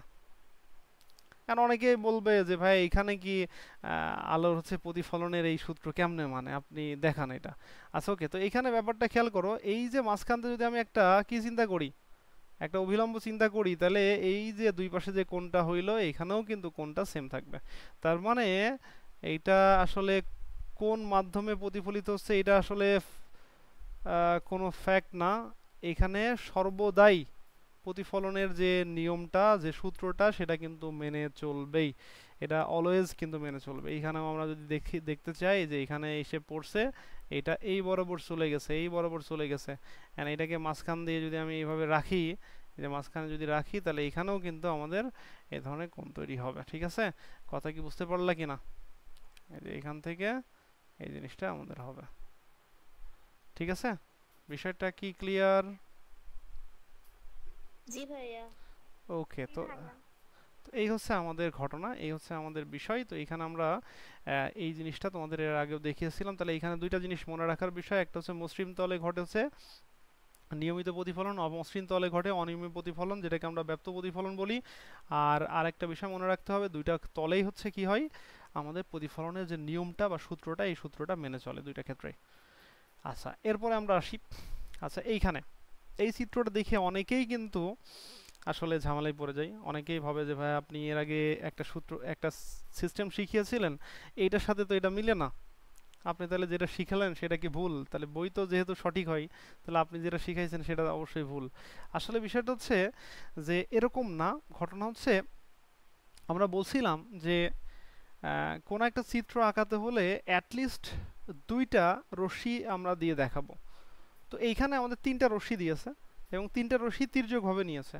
এখন তুমি যদি তিনটা রশ্মি তির্যকভাবে না নিয়ে তুমি আলাদাভাবে নিতা, তাও কিন্তু হইতো। কেমন করে সেটা আমি যদি এখানে দেখাতে চাই, তাহলে বিষয়টাকে আমি এরকম দেখালাম যে এইখানে মনে করো, আচ্ছা তার আগে একটা কথা বলে নিই, সেটা হচ্ছে এই চিত্রটা সবাই বুঝতেছো তো নাকি? এই চিত্রটা এখানে কি চিত্র বোঝাতে চাইছে? এখানে বোঝাতে চাইছে যে এই এক্স অবস্থানে একটা বস্তু ছিল, একটা বিম্ব, মানে একটা বিন্দু ছিল, একটা বিন্দু, জাস্ট একটা বিন্দু। আর এইখানেও একটা বিন্দু আছে। তা আমি কিন্তু তোমাদের বিন্দুর চিত্র আঁকা শিখিয়েছিলাম। আমি বলছিলাম এইখানে যদি একটা বিন্দু থাকে, তাহলে ওই বিন্দুটার চিত্র কেমনে আঁকাবা? তখন আমি বলছিলাম যে এইভাবে আঁকাবা, যে এইখান থেকে এই বরাবর এইখানে ফেললা একটা আলো, এবং এই আলোটা কি হবে বলতো?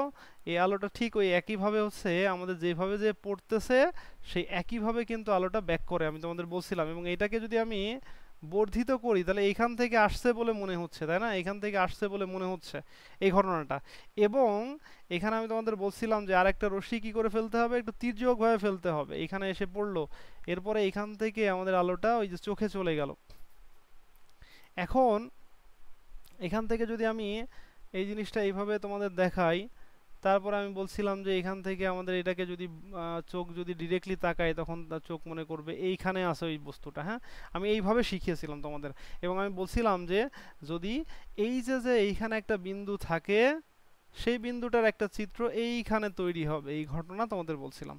তো এইটা কিন্তু আমাদের খুবই ইজি ছিল, দুইটা রশ্মি দিয়ে দেখিয়েছিলাম। তো এইটাও কিন্তু ইজি, এখানে বইতে যেটা দেখাইছে এটাও ইজি। এটা কি করেছে? আচ্ছা ভাইয়া, বলো। এখানে আপনি যেটা শিখিয়েছেন সেখানে তো ওই যে নিচে যে মানে একটা লম্বা রশ্মি, সেটা যে যে আবার দর্পণের দিকে যে আবার ফিরে এসেছে, হুম হুম। সেই রশ্মিটা এখানে কেন দেয়নি? এখানে আসলে দেয়নি এটা। মনে করো যে এটা মানে ঘটনা হচ্ছে এই জিনিসটা সবার জন্যই প্রযোজ্য। হ্যাঁ, এটা অনেক সময় দেয় না, এটা সবার জন্য। মানে তুমি একটা বস্তু রাখার পরেই এই ঘটনা সবার জন্যই ঘটবে। বুঝতে পেরেছো? মানে এটা হচ্ছে কমন ঘটনা। তো ওরা ওই কমন ঘটনাটা এখানে দেখায়নি, তবে এইটা দেখানোটাই বেটার। এইটা দিয়ে আসলে ব্যাখ্যা করাটাই সবচেয়ে যৌক্তিক আর কি। তো এইখানে আমাদের নতুন বইতে এটা দেয়নি। তো এইভাবেই তোমরা দিবা, এটা দিলে পরেই মনে করো যে সুবিধা হবে আর কি। এইটা এখান থেকে আসছে, এটা। ওকে, তো এই হচ্ছে ঘটনা। কারণ এইভাবে আমরা আঁকলে পরে কি হবে, যখন এই যে মানুষের চিত্র আঁকতে যাব, মানুষের হচ্ছে মনে করো যে আয়নার সামনে দাঁড়ালে কেমন দেখা যায়, তখন কিন্তু আমরা এই যে লম্বালম্বি এটা সবসময় দেখায় থাকি। হ্যাঁ, তখন কিন্তু আর অন্যভাবে দেখায় না। এই জন্য চেষ্টা করতে হবে যে সাধারণত চেষ্টা করবা যে এইভাবে আসলে মনে করো আঁকানোর, ঠিক আছে? তাহলে এটা আঁকালে হচ্ছে সবচেয়ে বেস্ট। হ্যাঁ, তাহলে আশা করি এই জিনিসটা বুঝতে পেরেছো। আচ্ছা, এখানে জি ভাইয়া। এখানে একটা কথা বলেছে, এই কথাটা একটু খেয়াল করবা। সেটা হচ্ছে বলছে যে কাচের সামনের পৃষ্ঠ থেকে 4% আলো প্রতিফলিত হলেও পেছনের পৃষ্ঠ থেকে প্রায় সকল আলোই হচ্ছে প্রতিফলিত হয় বলেই সেটি মূল প্রতিবিম্ব তৈরি করে। যেমন হচ্ছে টেলিস্কোপ বা হচ্ছে অপটিক্যাল যন্ত্রে সাধারণত এই ধরনের ঘটনা করা হয়, এবং কাচের এই যে উপরেই রূপা বা অ্যালুমিনিয়ামের প্রলেপ, ওই যে আমরা তোমাদের এর আগে বলেছিলাম যে রূপা বা তোমার অ্যালুমিনিয়ামের যে প্রলেপ দেওয়া হয় এটাকে আমরা সিলভারিং করা বলে থাকি, তাই না?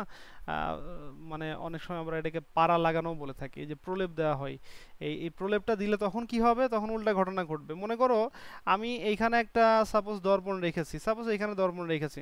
এখন দর্পণ রাখার পরে কি হইলো, এইখানে মনে করো যে এইখান থেকে আলোটা এসে এর উপর পড়ছে, পড়ার পরে এইখান থেকে আলোটা এই বরাবর বের হয়ে গেছে। ওকে, এখন মনে করো যে এইখান থেকে এরকম একটা ঘটনা ঘটছে।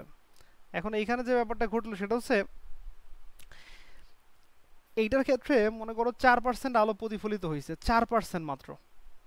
কিন্তু যদি আমি এর নিচে পাড়া লাগায় দিই, তাহলে এখানে পাড়া লাগানোর পরে আমি যদি দেখি যে এখানে কত পার্সেন্ট আলো প্রতিফলিত হয়েছে, তখন দেখা যাবে যে এখানে 96% আলো প্রতিফলিত হয়েছে।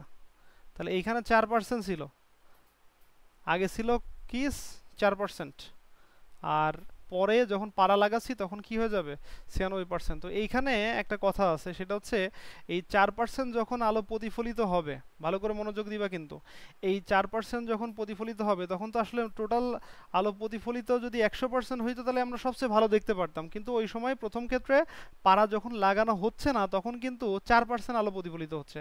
তাহলে 96% আলো কিন্তু তখন আর প্রতিফলিত হচ্ছে না, প্রতিসরিত হচ্ছে। কিন্তু যখনই আমি পাড়াটা লাগাচ্ছি তখন কিন্তু ঘটনাটা উল্টে যাচ্ছে। মানে এখানে 96% আলো আগের সময় কি হচ্ছিল, এই ঘটনার সময় এই টোটালটা তখন কি হচ্ছিল, 4% প্রতিফলিত হচ্ছে, 96% প্রতিসরিত হয়ে যাচ্ছিল। আর যখনই আমি পাড়াটা লাগাবো তখন 96%ই কি হবে, প্রতিফলিত হবে, আর 4% শোষিত হবে। তখন শোষিত হবে হচ্ছে কম। তো জিনিসটা কেউ বুঝতে অসুবিধা হইলে বলো। ভাইয়া বুঝতে পেরেছি। আচ্ছা, ওকে।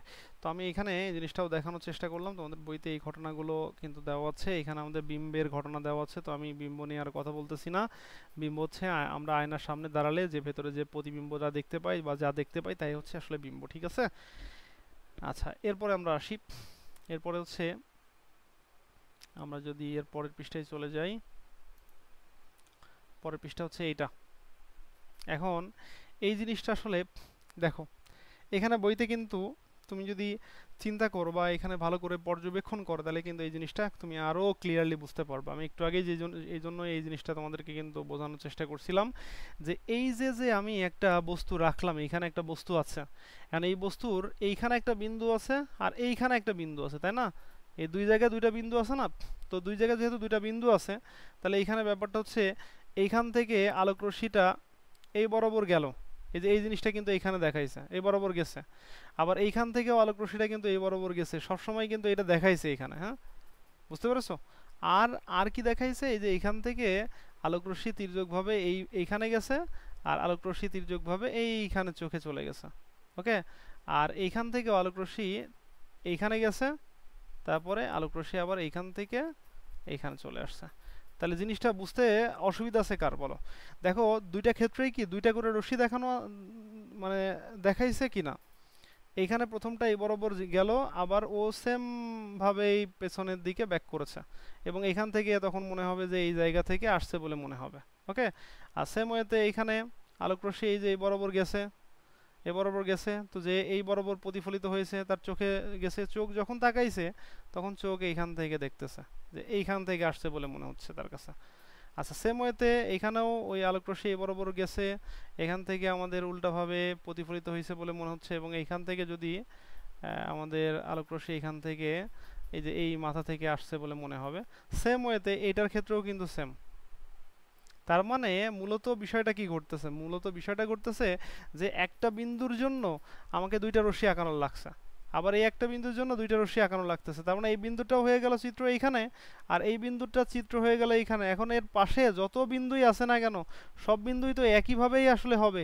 যেহেতু একইভাবে হবে, তাহলে এই টোটালটা চিত্রই এইখানে এই টোটালটা হবে। তো এভাবে আসলে আমাদের এই চিত্রটা দেখা যায়। তো আমরা জাস্ট এই মাথার বিন্দুটা আর এই প্রথমের বিন্দুটা, এই দুটা দিয়েই আসলে চিত্রটা সাধারণত এঁকে থাকি। এটা আমি তোমাদের এর আগেও দেখাইছি, আশা করি সবাই বুঝতে পেরেছো। কারো অসুবিধা হইলে বলতে পারো। জি ভাইয়া। ওকে, তো এইখানে একটা খুবই সুন্দর, মনে করো যে ক্যালাইডোস্কোপ বলা হয় এটাকে, ক্যালাইডা বা ক্যালাইডোস্কোপ বলা হয়। তো এই জিনিসটা খুবই ইন্টারেস্টিং জিনিস। এটা হচ্ছে কেউ যদি তৈরি করে নিজে দেখো, তাইলে এটা আরও বেশি, মনে করো জিনিসটা আরও সুন্দর দেখায়। এটা আসলেই এরকম দেখা যায়। তোমার হচ্ছে এরকম তিনটা অংশ হচ্ছে কাছের, তিনটা অংশ নিয়ে ওর মধ্যে যে পুঁথিগুলো দিয়ে হচ্ছে এরকম একটা জিনিস তৈরি করা যায়। তো তোমরা হচ্ছে এই জিনিসটা তৈরি করে দেখতে পারো। কিভাবে তৈরি করতে হয় এইখানে তোমার হচ্ছে টোটাল ব্যাখ্যাটা দেওয়া আছে। এই ব্যাখ্যাটা দিয়ে তুমি এটা তৈরি করে ভেতর থেকে দেখতে পারো, আলোর প্রতিফলনের চমৎকার কিছু ঘটনা দেখতে পাবা। কি ঘটনা দেখতে পাবা? তুমি হচ্ছে এই যে এইখানে এরকম এই তিনটা পার্ট, এই তিনটা পার্টকে ভাঁজ করে মনে করো এরকম এই যে তোমার হচ্ছে প্রিজমের মতো বানাইতে হবে। প্রিজমের মতো বানাইলে একদিক থেকে দেখবা আর অন্য দিকে এই যে এরকম একটা চিত্র দেখতে পাবা। এই যে এখানে যে চিত্রটা দেখানো আছে এরকম একটা চিত্র দেখতে পাবা। এদিক থেকে তাকাবা আর এইদিকে এরকম একটা চিত্র তুমি দেখতে পাবা। তো এই জিনিসটা কিভাবে বানাতে হয় এখানে সেই বানানোর ব্যাখ্যাটা দেওয়া আছে, তো আমি সেটা নিয়ে কথা বলতেছি না। তো তোমরা এরপরে, আচ্ছা এখানে আরেকটা বিষয় কিন্তু আছে। এখন মনে করো যে আমি তোমাদের দেখে নিতে বলছি, এখন কেউ যদি না দেখে তাইলে কিন্তু অনেকে ভাবতে পারে যে তাইলে মনে হয় আর প্রশ্ন কখনোই এইখান থেকে হবে না। প্রশ্ন কি হইতে পারে? এই যে লাস্ট লাইন থেকে হইতে পারে। আমি এর আগেও এরকম ধরনের ঘটনা পেয়েছি। অনেকেই কিন্তু এই লাইনগুলো খেয়াল করে না এবং এই লাইনগুলো থেকে আসলে প্রশ্ন দিয়ে ফেলে। তো এই জিনিসটাই যে একটু খেয়াল করবা। এখানে কি বলতেছে বলো তো? দেখো এইখানে যে ব্যাপারটা বলতেছে সেটা হচ্ছে সাধারণ স্বচ্ছ কাছে প্রতিফলন বুঝি হয় খুব কম, কিন্তু এই যে ক্যালাইডোস্কোপ কাচ ঘেঁষে দেখা, মানে দেখা হয় যেখানে আসলে আপতন কোণ, মানে যে আপতন কোণ বেশি তাই হচ্ছে প্রতিফলিত হয় অনেক বেশি। তাহলে এখান থেকে ওই যে ওর সাথে রিলেট করে ফেলো যে আপতন কোণ যখন বেশি হয় তাহলে প্রতিফলন তো বা প্রতিফলনও তো বেশি হবে। আপতন কোণ কম হলে প্রতিফলনও কম হয়। ওই যে ওটার সাথে এটা তুমি রিলেট করতে পারো। যে তাহলে আমি বুঝতে পারলাম যে ক্যালাইডোস্কোপের যে কাজ সেইখানে এই ধরনের ঘটনা কিন্তু ঘটবে। ওকে, আবার এইখানে একটা বিষয় কিন্তু আমাদের বলতেছে, এই যে এখানে আমাদের এইটা অবশ্যই যেরকম ত্রিভুজ আকৃতির করে নিতে হবে। হ্যাঁ, আর এর মধ্যে যে যে ব্যবহার করা হবে এগুলো হচ্ছে রঙিন পাথর, পুঁতি বা ভাঙা কাচের চুড়ি, এই জিনিসগুলা দিয়ে করতে হবে। ঠিক আছে, আমি এর আগে কোনবার যেন হচ্ছে তোমার একটা ছেলে এই জিনিসটা তৈরি করেছিল, তো ওর মধ্যে থেকে একদম হুবহু একই রকম ভাবে দেখা যাচ্ছিল। এটা অনেক সুন্দর দেখা যায় আর কি। তো যাই হোক, এখন এরপরে আমরা চলে আসি পরের অংশে। দেখো এই যে যে জিনিসটা আমি তোমাদের এর আগের দিনই মনে হয় আলোচনা করে দেখাইলাম যে একটা মনে করো যে মানুষের পূর্ণ দৈর্ঘ্য ছবি দেখতে হলে, এই যে এখানে আমাদের হচ্ছে একটা মানুষের চিত্র দেওয়া আছে। এখন এটা দেখতে হলে আমাদের অ্যাটলিস্ট তোমার হচ্ছে দর্পণের দৈর্ঘ্যটা কেমন হওয়া লাগবে? দর্পণের দৈর্ঘ্যটা এর যে উচ্চতা, এই উচ্চতার অর্ধেক হওয়া লাগবে। তাহলে এটা যদি উচ্চতা হয় 1.5 মিটার, এটা 1.5 মিটার যদি হয় তাহলে এটা হচ্ছে তার অর্ধেক হবে। এটা তার অর্ধেক হবে। এটুকু বুঝতে কারো অসুবিধা আছে কি না বলো? তো এটা কেমনে বুঝতেছি অর্ধেক হইলো ভাইয়া? আপনি তো বলতেছেন অর্ধেক হইলো, কিন্তু এখানে আসলে চিত্রটা যেটা দেওয়া আছে এই চিত্রর দিকে তুমি যদি ভালো করে তাকাও তাহলে জিনিসটা খেয়াল করবা। এই যে এখান থেকে, এই দেখো এখান থেকে এইভাবে আমাদের দেওয়া আছে, এই যে এখান থেকে আমাদের এই জিনিসটা দেওয়া আছে। এখন তুমি একটা বিষয় খেয়াল করো, এটাকে যদি আমি একটা ত্রিভুজ চিন্তা করি, এটাকে যদি একটা ত্রিভুজ চিন্তা করি তাহলে এই ত্রিভুজটা কেমন আসলে ত্রিভুজ হচ্ছে? তো আমি ত্রিভুজটাকে যদি একটু এখান থেকে এদিক সরাই আনার চেষ্টা করি, সবাই একটু খেয়াল করবা। এই যে এই ত্রিভুজটার দিকে একটু তাকাও। এই ত্রিভুজটাই আমরা সাধারণত বলে থাকি যে এই যে এইটার দৈর্ঘ্য যতটুকু হয় এইটার দৈর্ঘ্য তার অর্ধেক হয়। তার মানে আমি বুঝতে পারলাম যে এইটার দৈর্ঘ্য মনে করো সাপোজ এটার দৈর্ঘ্য হচ্ছে 1.5 মিটার, তাহলে এর দৈর্ঘ্য কি হবে? এর দৈর্ঘ্য হচ্ছে 1.5 মিটার হবে। তো যেহেতু এই দুইটার দৈর্ঘ্য সেম হচ্ছে, তাহলে এইটার দৈর্ঘ্য কি হবে? ওর অর্ধেক হবে। ওর অর্ধেক কত? 0.75। 0.75, তাহলে এইটা হবে আমাদের 0.75। তো সেটাই আমাদের বইতে কিন্তু দেখানো আছে। তো তোমরা এটা হচ্ছে ভেক্টরের মধ্যে জ্যামিতিতেও হয়তো এই ধরনের ঘটনা তোমরা দেখেছো। এখন আমরা বাসাবাড়িতে যে আয়নাগুলো ব্যবহার করে থাকি সেই আয়নাগুলোর দৈর্ঘ্য সবসময় দেখবা তোমার থেকে অবশ্যই তোমার অর্ধেকের থেকেও একটু বড় হয়। এই জন্য আমরা পুরা মনে করো চিত্রটা দেখতে পাই। কিন্তু তুমি যদি ছোট একটা আয়না নিয়ে তোমার সম্পূর্ণ ছবি দেখতে চাও, তাহলে এটা কিন্তু তোমার দ্বারাই সম্ভব না, তুমি দেখতে পাবে না। তুমি কখনোই তোমার সম্পূর্ণ চিত্র ওর মধ্যে তুমি দেখতে পাবা না। আচ্ছা, ওকে। তার মানে আমরা বুঝতে পারছি যে পূর্ণদৈর্ঘ্য ছবি দেখতে হলে আয়নাটা অ্যাটলিস্ট তোমার দৈর্ঘ্যের অর্ধেক হওয়া লাগবে। আচ্ছা, তারপরে চলে আসি। এখানে খুবই গুরুত্বপূর্ণ একটা তথ্য আমরা এই যে এখানে দেখতে পাচ্ছি। এইটা আসলে এত বেশি ইম্পর্টেন্ট, এটা তোমাদের আমি একটু দেখায় নিই। এটা খুবই ইম্পর্টেন্ট একটা জিনিস, এটা ম্যাক্সিমাম সময় আসলে সবাই ভুল করে ফেলে। এটা হচ্ছে এটা আমাদের খুবই গুরুত্বপূর্ণ একটা তথ্য। সেটা হচ্ছে, সবাই কি আমার কথা ক্লিয়ারলি শুনতে পাচ্ছ? জি ভাইয়া। আচ্ছা, ওকে। তো এইখানে বলছে যে দুইটি সমতল দর্পণ পরস্পরের সাথে 60 ডিগ্রি কোণে রাখা হয়েছে। প্রথম আয়নায় 60 ডিগ্রি কোণে আলো ফেলা হলে ওই আলোটা কত ডিগ্রি কোণে প্রতিফলিত হবে? মানে ব্যাপারটা বোঝাতে চাইছে, এইখানে আসলে আমি এখানে নতুন একটা পেজ নিয়ে তোমাদের দেখাই। মনে করো এই হচ্ছে আমাদের একটা বিষয়। তো এইখানে আমরা যদি এরকম টাইপের একটা জিনিস তোমাদের দেখাতে চাই, যে সাপোজ মনে করো যে এখান থেকে দুইটা আয়না এখানে আছে। তো এইখান থেকে মনে করো যে এইখানে একটা আয়না আমরা রাখলাম, আর এর সাথে মনে করো এইখান থেকে একটা আমরা আয়না এদিকে রাখলাম, এই বরাবর মনে করো রাখছে। তো এইটুকু হয়তো তোমরা ক্লিয়ারলি দেখতে পাইছো। তো এখন এই দুইটা কিন্তু আয়না। এখন এইখানে কিন্তু আমি পাড়া না লাগালেও তোমাকে বুঝে নিতে হবে এটা হচ্ছে আয়না, মানে এর নিচে মনে করো পাড়া লাগানো আছে। পাড়া কিসের কিসের লাগাতে হয় কে বলতে পারবা?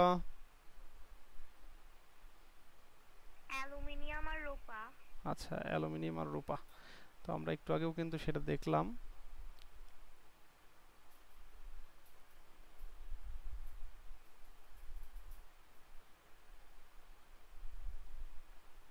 এই হচ্ছে আমাদের পাড়াটা লাগাই দিলাম, এটা হচ্ছে আমাদের আয়না। এখন আয়নায় বলা হচ্ছে যে এইখান থেকে আমাদের এখান থেকে মনে করো আলোটা এসে পড়তেছে এরকম করে। কত ডিগ্রি কোণে এসে পড়তেছে এখানে উল্লেখ করেছে। এখানে তোমার হচ্ছে মেবি এই যে 60 ডিগ্রি কোণে আলো, মনে করো যে দুইটি সমতল আয়না পরস্পর 60 ডিগ্রি কোণে রাখা হয়েছে। তার মানে আয়নাকে রাখা হয়েছে 60 ডিগ্রি কোণে, আবার আলো ফেলাও হয়েছে 60 ডিগ্রি কোণে। তাহলে জিনিসটা আমরা দেখি, রাখা হয়েছে 60 ডিগ্রি কোণে মানে কি? রাখা হয়েছে 60 ডিগ্রি কোণে মানে হচ্ছে এই যে এইখানে কোণটা হচ্ছে 60 ডিগ্রি। তাহলে এইখানে যেহেতু 60 ডিগ্রি কোণ, তাহলে তুমি একটা জিনিস খেয়াল করো যে এটা যেহেতু 60 ডিগ্রি কোণ, আবার এইখানেও কিন্তু বলতেছে যে 60 ডিগ্রি কোণ। তার মানে এখানে আমাদের এইখান থেকে যদি আমি এরকম চিন্তা করি যে এইখান থেকে আমাদের এই বরাবর একটা রশ্মি আছে যেটা হচ্ছে 60 ডিগ্রি কোণেই আমাদের রাখা আছে। এখানে 60 ডিগ্রি কোণে, এখানে 60 ডিগ্রি কোণে রাখা আছে। তাহলে এখন তুমি একটা জিনিস খেয়াল করো, কি খেয়াল করবা? এইখান থেকে তুমি একটা জিনিস খেয়াল করো যে আলোক রশ্মি তাহলে এই বরাবর এসে পড়ছে। আচ্ছা, এখন কি ঘটনা ঘটবে? তোমাদের কি মনে হচ্ছে কি ঘটনা ঘটবে বলো তো এখানে? 60 ডিগ্রি কোণে প্রতিফলিত হয়ে যাবে। আচ্ছা, 60 ডিগ্রি কোণেই কিন্তু আলো প্রতিফলিত হয়ে যাবে, কারণ আমরা তো ওই যে জানি, আমরা প্রতিফলনের সূত্র পড়েছি না? আমরা প্রতিফলনের সূত্র পড়েছি হচ্ছে, তাহলে এখানে 60 ডিগ্রি কোণেই আলো প্রতিফলিত হয়ে যাবে। তাহলে আমি এখানে 60 ডিগ্রি কোণে আলো প্রতিফলিত হয়ে গেল, এখানে আমি বলে দিলাম 60 ডিগ্রি কোণে আলো প্রতিফলিত হয়ে গেল। ওকে, তাইলে এখন তুমি একটা জিনিস খেয়াল করো, তাহলে এখন বলো তো, এইটা যদি 60 ডিগ্রি হয়, তাহলে এই পাশের এই কোণটা কত ডিগ্রি কে বলতে পারবা? 30 ডিগ্রি। এটা হচ্ছে 30 ডিগ্রি। এটা হচ্ছে 30 ডিগ্রি। আচ্ছা, এটা যদি 30 ডিগ্রি হয়, এবার একটু খেয়াল করো। দেখো এইটা একটা আমাদের কি হয়ে গেছে, ত্রিভুজ হয়ে গেছে না?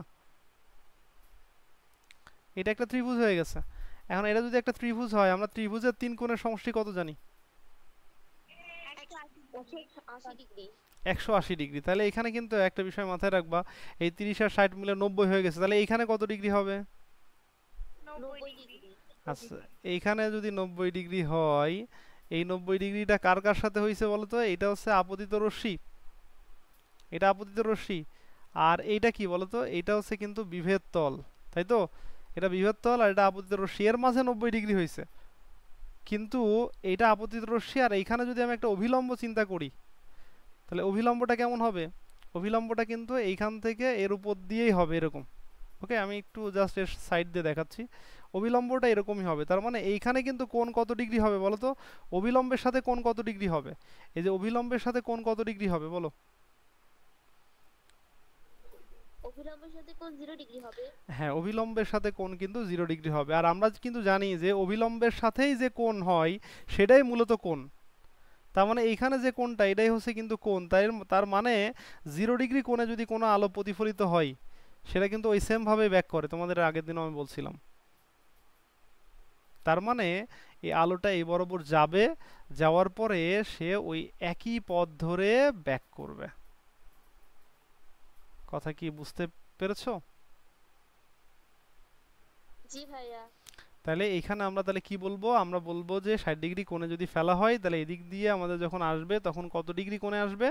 আমরা বলবো যে ওইটা ওই একই পথ বরাবর পেছন দিকে ব্যাক করবে, অথবা আমরা বলতে পারি 0 ডিগ্রি কোণে ব্যাক করবে, অথবা আমরা বলতে পারি হচ্ছে ওই একই পথে হচ্ছে প্রতিফলিত হবে। হ্যাঁ, তো সেটাই দেখো আমাদের এখানে উল্লেখ করেছে। এখানে আমাদের এই যে অ্যান্সারে কি বলতেছে, বলছে জ্যামিতি থেকে বলা যায় যে রশ্মিটি বি বিন্দুতে আপতিত হয়ে, যে বি বিন্দুতে আপতিত হয়ে হবে এবং ঠিক বিপরীত দিকে প্রতিফলিত হবে। মানে ওই সেম ভাবে বিপরীত দিকে প্রতিফলিত হবে। কথা কি বুঝতে পেরেছো? জি জি ভাইয়া। ভাইয়া। আচ্ছা, ওকে, এক মিনিট। ভাই আসসালামু আলাইকুম। ভাইয়া, আমি তো ওই যে ক্লাস নিচ্ছি, আমি হচ্ছে বাসায় আছি এখনো। আহ, আসার তো ইচ্ছা ছিল, 9টাও বেজে গেছে। আচ্ছা, ঠিক আছে ভাইয়া।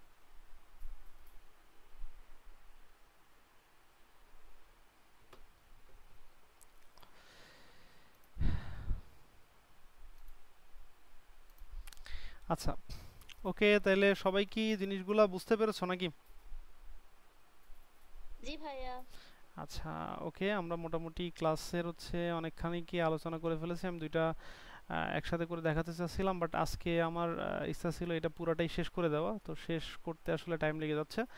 তো আহ, তার কারণে আমরা হচ্ছে আজকে করতে পারছি না, শুরু করতে মানে শেষ করতে পারছি না, দুইটাই একসাথে আমরা দেখাতে পারছি না। তো আমরা নেক্সট দিন হচ্ছে হয়তো দেখাবো। তবে আমি হচ্ছে তোমাদেরকে আরেকটা কথা বলে রাখি, সেটা হচ্ছে টাইমটা আমার কাছে মনে হচ্ছে যে একটু, মনে করো যে এখন যেহেতু তোমাদের হয়তো স্কুল তো মনে হয় এখন নেই নাকি? জি ভাইয়া। জি ভাইয়া। তো এখন এটা একটু অন্য টাইমে নিতে পারলে সুবিধা হবে কি, যেহেতু আমরা এখন একটু দ্রুত শেষ করতে চাচ্ছি। একটু ক্লাস লং হইলেও সমস্যা হওয়ার কথা না, কিন্তু রাত্রে হইলে আসলে অসুবিধা হবে কি, দেখা যাচ্ছে তুমি ক্লাস করার জন্য দেখা যাচ্ছে বসলা, তোমার পুরা টাইমটা যদি এখন যদি এই যে 9টা 9:30 পর্যন্ত ক্লাস হয়ে যায়, তাহলে তুমি দেখা যাচ্ছে নিজের পড়ার পড়তে পারবে না রাত্রেবেলা। হ্যাঁ, তো এটাও একটা অসুবিধার একটা বিষয়। এই জন্য আমি চাচ্ছিলাম যে যদি দিনের বেলায় কোনো একটা সময় তোমরা করতে পারো, এটা আমার মনে হয় যে বেটার হয়। তোমাদের স্কুল তো এখন নেই নাকি? স্কুল কি আছে? জি ভাইয়া, স্কুল নেই। স্কুল যেহেতু নেই, সেক্ষেত্রে আমার মনে হয় যে তোমাদের দুপুরের দিকে কোনো একটা টাইম, দুপুর বা বিকেলের আগে হচ্ছে যদি কোনো একটা টাইম করা যায়, এটাও করতে পারো, অথবা সকালের দিকে যদি তোমরা পারো তো এটাও করতে পারো। মানে টাইম হচ্ছে আমার ক্ষেত্রে তেমন কোনো ঝামেলা নেই, বাট আমি চাচ্ছিলাম যে এই সন্ধ্যার পর থেকে যদি শুরু করা হয়, তাহলে তুমি এই টোটাল সময়টাই এর মধ্যে চলে গেলে, কারণ সন্ধ্যার পরে তো আমাদের একটা পড়াশোনার একটা মনে করো মন মাইন্ড থাকে আর কি, হ্যাঁ? তো সেটা যদি এর মধ্যে চলে আসে তাহলে তুমি কিন্তু ঝামেলায় পড়ে যাবে এই। আচ্ছা ওকে, তো আমরা শেষ করতে থাকি। তো দেখো, তাহলে এই বিষয়টা, এই যে যে চিত্রটার কথা বললাম, এই চিত্রটা তো তুমি তো শিখলা, কিন্তু ম্যাক্সিমাম পোলাপানি কিন্তু এই চিত্রটা শেখার পরে এই যে লাস্টের এই চিত্রটা নিয়ে ঝামেলা হয়ে যাবে। তো তোমরা একটা কাজ করবা, আমি জাস্ট হচ্ছে লাস্টের দিকে একটু যে একটা চিত্র তোমাদের দেখায় আনি, তাহলে তোমাদের জন্য সুবিধা হবে। এই চিত্রটা তোমাদের বইয়ের একদম লাস্ট, এই যে এই জিনিসটা। তো এইটা একটু জটিল, মানে জটিল বলতে একটু না, এটা অনেকখানি কি মনে করো জটিল, কিন্তু যারা পারবে তাদের কাছে খুব বেশি জটিল মনে হবে না। এখানে আসলে আয়না কিন্তু আছে হচ্ছে টোটাল, এইখানে একটা আয়না আছে, তারপরে এইখান থেকে এইখানে একটা আয়না আছে, তারপরে এইখান থেকে এইখানে একটা আয়না আছে, তারপরে এইখানে একটা আয়না আছে, টোটাল আয়না আছে কিন্তু অনেকগুলা আয়না আছে, টোটাল হচ্ছে 4টা। এখন এই 4টা আয়না, এখানে বিভিন্ন ধরনের কোণ দেওয়া আছে, এইগুলো দিয়ে তুমি এই চিত্রটা তোমরা একটু বাসা থেকে ট্রাই করো। কেউ যদি আঁকাতে পারো তাহলে গ্রুপে ছবিটা দিও, আমি দেখব যে আসলে হয়েছে কিনা, এবং তোমাদের এই চিত্রটা আঁকায় আমি শেখাই দিব। এটা খুবই ইজি চিত্র, বাট অনেকের কাছে কঠিন মনে হয়। আসলে এই প্রথমে আলোটা এর উপর এসে পড়বে, এখান থেকে দ্বিতীয়টাই যাবে, তারপর তৃতীয়টাই যাবে, তারপর চতুর্থটাই যাবে, এবং যেভাবে হিসাব করছিলাম আগে ওই সেম ভাবে হিসাব করতে হবে। তো জাস্ট একটু হিন্টস দিয়ে দিলাম, তোমরা একটু এটা দেখলেই বুঝতে পারবো আশা করি। আচ্ছা, আমরা যেখানে ছিলাম সেখানে আমরা ফিরে যাই। ও আল্লাহ, কই চলে গেছি?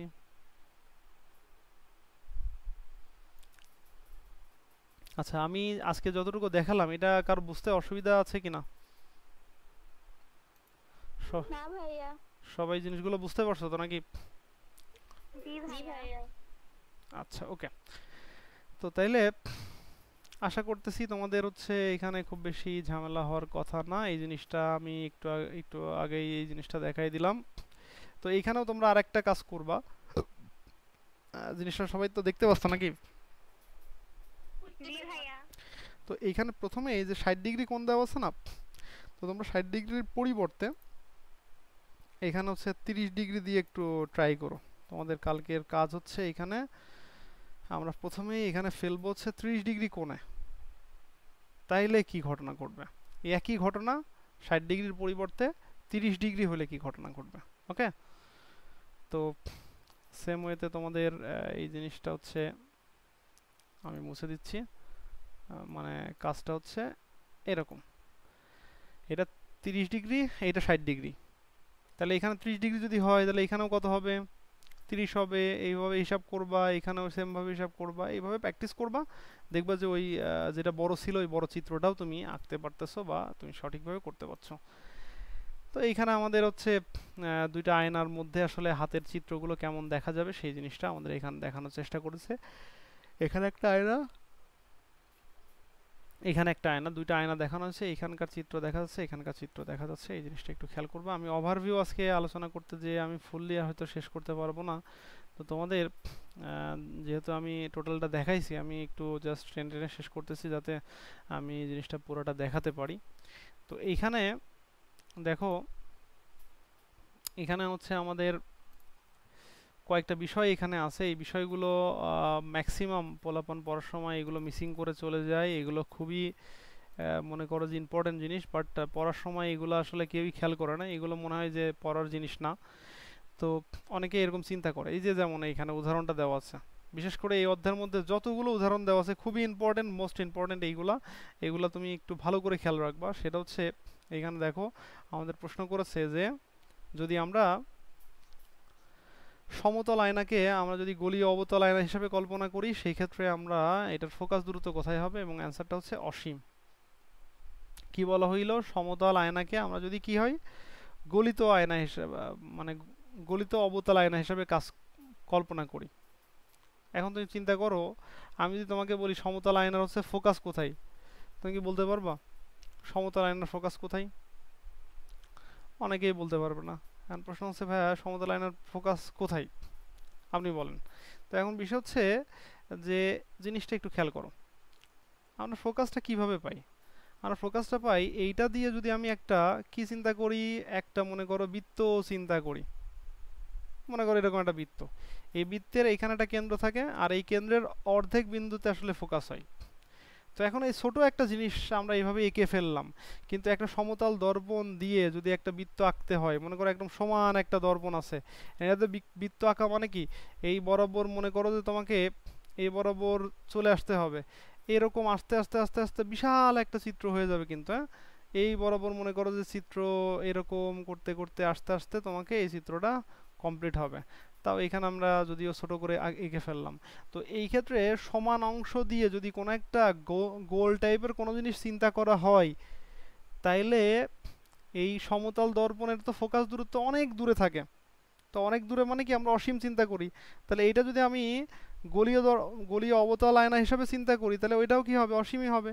যেহেতু এটা অসীম, তাহলে ওইটা দিয়ে আমি যদি এটা তৈরি করি, তাহলে এটাও কি হবে, অসীমই হবে। এই কথাটাই হচ্ছে আসলে এখানে বলতে চাচ্ছে, এটা একটু মনে রাখবা। ভাইয়া আরেকবার একটু বোঝান, আমি বুঝতে পারিনি। আচ্ছা, আমি আরেকবার বোঝাচ্ছি, সবাই খেয়াল করবা। যারা বোঝো নাই তাদের জন্য আমি এই জিনিসটা আরেকবার বলতেছি।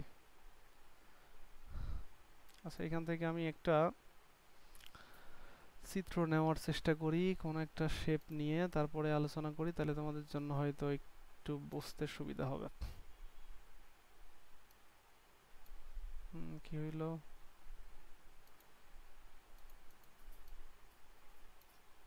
আচ্ছা, এই চিত্রটা সবাই তো দেখতে পাচ্ছ নাকি? জি ভাইয়া। আচ্ছা, এই চিত্রটাই দেখো। ভাইয়া এটা একটু নিউ পেজে নিয়ে দেখালে ভালো হতো। আচ্ছা, ওকে, আমরা একটা নতুন পেজেই নিই তাইলে, যেহেতু বললো যে ভালো হইতো। কালারটা আবার চেঞ্জ করা যাবে নাকি? আচ্ছা, ওকে, তো সবাই দেখতে পাচ্ছ আশা করি, দেখা যায় এটা। জি ভাইয়া। আচ্ছা, মনে করো এটা এতটুকু, হ্যাঁ, এতটুকু, অথবা এটাকে আমি বড় চিন্তা করলাম, এটা বড়। তো এখন এইখানে দেখো, আমি যদি এরকম বলি, এই বড় যে অংশটা, এই অংশটা ছোট করে যদি আমি চিন্তা করি, একদম ছোট অংশটা চিন্তা করি, দেখো তো এই ছোট অংশটা কি সমান করা সম্ভব? এই এতটুকু যদি অংশ চিন্তা করো, এতটুকু অংশ এবার মনে হচ্ছে কিছুটা সমান, তাই না? এটা যদি আরো বড় করি আমি, এখন যদি আমি আরো বড় করি, তাহলে ব্যাপারটা কি হয় দেখো। এটাকে যদি আমি আরো বড় করি, আচ্ছা বড় করলে মনে হয় ওইটাও চলে যাবে, তো আমি এটাকে এইভাবে ধরি। তো এটাকে যদি আমরা আরো বড় করতে চাই, না এভাবে তো বড় করা যাচ্ছে না। আচ্ছা, অনেক বড় করলে কিন্তু তখন কিন্তু যে ব্যাপারটা ঘটতেছে, তখন কিন্তু এই ছোট একটা অংশ তখন কিন্তু সমান মনে হবে, মানে সমান মনে হচ্ছে, সমতল দর্পণের মতো মনে হবে। ছোট একটা অংশ চিন্তা করো, এটা সমতল দর্পণের মধ্যে মনে হচ্ছে না? এখন এইটাই যদি আমরা কোনো একটা সমতল দর্পণ এত বড় করে চিন্তা করি, এত বড় করে চিন্তা করি, তাহলে এইটা দিয়ে যদি আমি একটা দর্পণ চিন্তা করতে চাই, সেই দর্পণ মানে সরি, একটা গোলক চিন্তা করতে চাই, তাহলে সেই গোলকটা কি বড় হবে চিন্তা করতে পারছো? এটা এরকম আস্তে আস্তে এদিকে যেতেই থাকবে, যেতেই থাকবে, যেতেই থাকবে, এরকম যেতেই থাকবে, এদিক থেকে অনেক বড় হয়ে যাবে, এদিকেও বিশাল একটা চিত্র তৈরি হবে, তাই না? অনেক বড় হবে না? একটা গোলক যদি চিন্তা করো, এটা দিয়ে একটা গোলক চিন্তা করতেছো, তাইলে সেই ক্ষেত্রে এই গোলকের, যেমন এই গোলকের ক্ষেত্রে কেন্দ্র হচ্ছে এইখানে, এই কেন্দ্র যদি এইখানে হয়, তাহলে এই কেন্দ্রের অর্ধেক বিন্দুতে ফোকাস হবে, তাহলে ফোকাস তো এইখানে আছে, কিন্তু এর ক্ষেত্রে কেন্দ্র কোথায় আমরা তো জানিই না, অসীমে। তাহলে এর ক্ষেত্রে আমরা বলবো যে ফোকাসটাও তাহলে কি হবে, অসীমেই থাকবে, কারণ অসীম মানে তো কত দূরে আছে আমরা তো জানি না। সেই জন্য আমরা বলতেছি যে এই যে যে সমতল দর্পণটা, এইটা এখন যদি আমরা এরকম গলীয় একটা দর্পণ হিসাবে চিন্তা করি, তাহলে তার আসলে তোমার ফোকাস কোথায় হবে? তো আমরা বলবো যে সমতল দর্পণের ফোকাস যেহেতু আসলে অনেক দূরে হয়, অসীমে হয়, তাহলে আমাদের এটারও হচ্ছে আসলে অনেক দূরেই হবে, অসীমেই হবে। ঠিক আছে, কথা কি বুঝতে পারলাম? জি ভাইয়া। আচ্ছা, ওকে, তো আশা করি এই জিনিসটা তোমাদের ক্লিয়ার হওয়ার কথা। যদি বুঝতে না পারো তাহলে আবার বলবো, সমস্যা নেই, আমি সর্বোচ্চ চেষ্টা করব বোঝানোর। তো এইখান থেকে আমাদের জিনিসটা হচ্ছে, আমরা এইখানে নিচের এই জিনিসটা আমরা বোঝানোর চেষ্টা করলাম, এই উদাহরণটা ভালো করে খেয়াল রাখবা। আচ্ছা, এরকম উদাহরণ আমাদের অনেকগুলো আছে, উদাহরণ যতগুলো আছে প্রত্যেকটা উদাহরণ আমাদের জন্য গুরুত্বপূর্ণ। এই প্রত্যেকটা মনে করো যে কয়েকটা পেজে এই ধরনের উদাহরণ আছে, উদাহরণগুলো একটু সুন্দর করে পড়ে রাখবা, কারণ উদাহরণ থেকে এমসিকিউ আসে, উদাহরণ থেকে এমসিকিউ আসলে আমরা বুঝি না। আচ্ছা, এখানে যে জিনিসটা বোঝাতে চাইছে হয়তো সবাই এই জিনিসটুকু হয়তো বুঝতে পেরেছো, তোমাদের নতুন বইতে যা দেওয়া আছে, মানে কোথায় বস্তুর অবস্থান হইলে প্রতিবিম্বের অবস্থান কোথায় হবে আর ওর বৈশিষ্ট্য কেমন হবে, এটা আমি তোমাদের শিখিয়েছিলাম। বলছিলাম যে যে অবস্থান আর হচ্ছে বৈশিষ্ট্যের মধ্যে আমি শিখিয়েছিলাম কি কি আকৃতি প্রকৃতিতে শিখিয়েছিলাম। তোমরা আশা করি এই জিনিসগুলা এর সাথে মিল করে এটা পড়ে নিতে পারবা। যারা নতুন তাদের কাছে কিন্তু মনে হবে যে ভাই এখানে কি পড়াচ্ছে আমি তো ভালো ধরতে পারছি না, আসলে আমরা আগে এই জিনিসগুলো পড়াইছি এই জন্য এখন একটু এরকম মনে হচ্ছে। আচ্ছা, তো আমি যদিও এখানে আর তেমন কোনো কিছুই দেখতে পেলাম না, তবে আমার মনে হচ্ছে যে তোমাদের বইতে দেখবা যে অনেকগুলো হচ্ছে, মানে বই পড়ার মধ্যে দেখবা যে অনেকগুলো এরকম উদাহরণ দেওয়া থাকার কথা। আগে তো ছিল, এখন এই নতুন বইতে দিয়েছে কিনা জানি না। তো আগের বইতে আসলে এই জিনিসগুলো উল্লেখ করেছিল, তো ওইগুলো একটু ভালো করে খেয়াল রাখবো।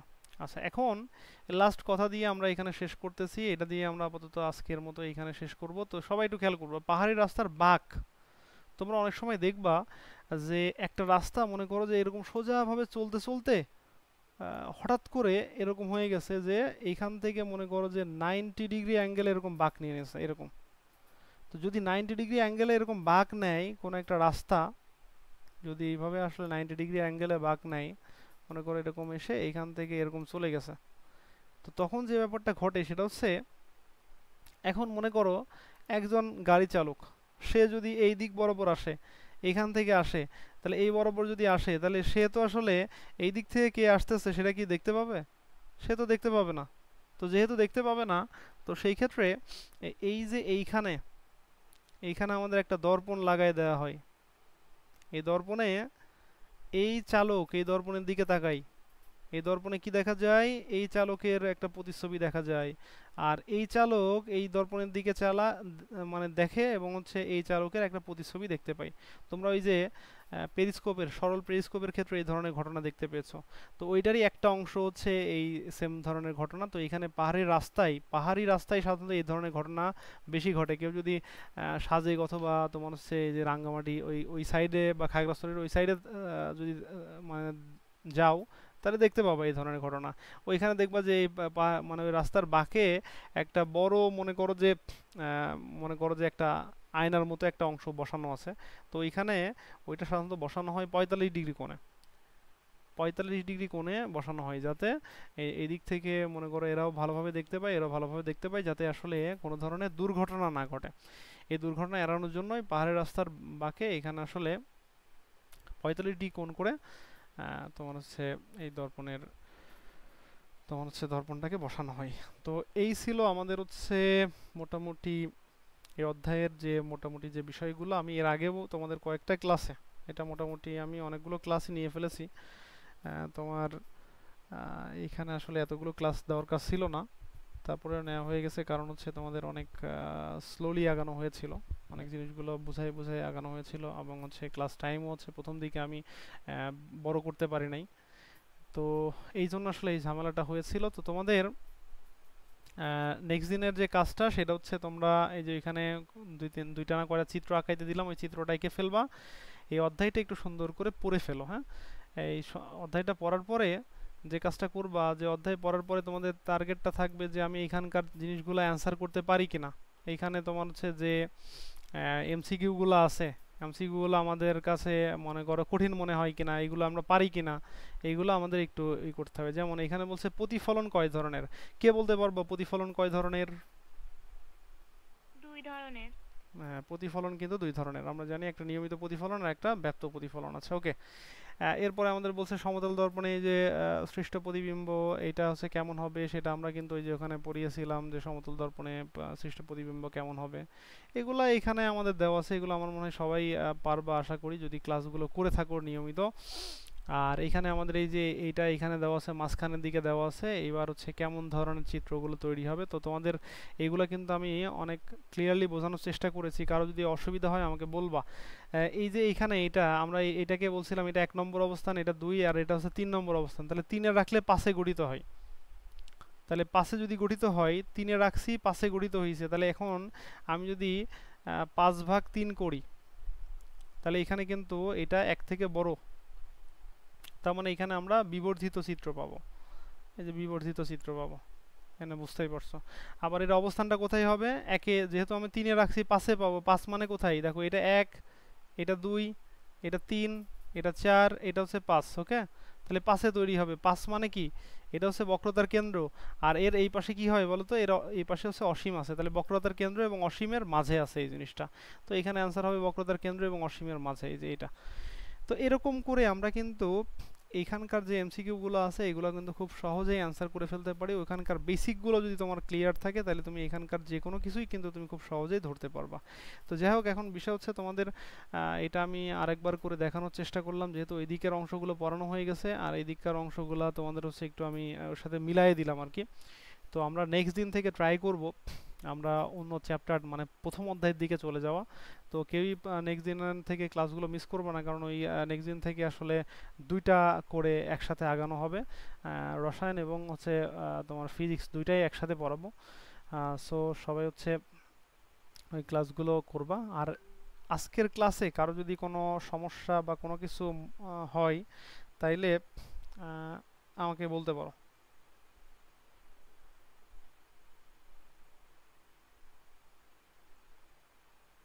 ভাইয়া আলোর কণা ধর্মটা যদি একটু বলতেন।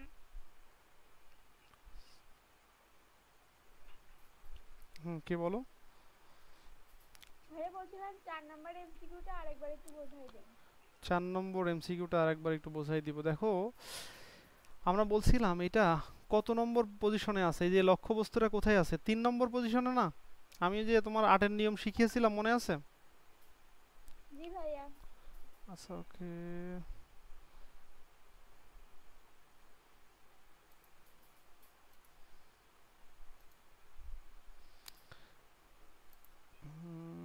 কই যেন ছিলাম, হ্যাঁ, আমি 8-এর নিয়ম শিখিয়েছিলাম, এখানে বলছিলাম কি, বলছিলাম 8 থেকে বিয়োগ করতে হবে কিসের মান, লক্ষ্যবস্তুর মান।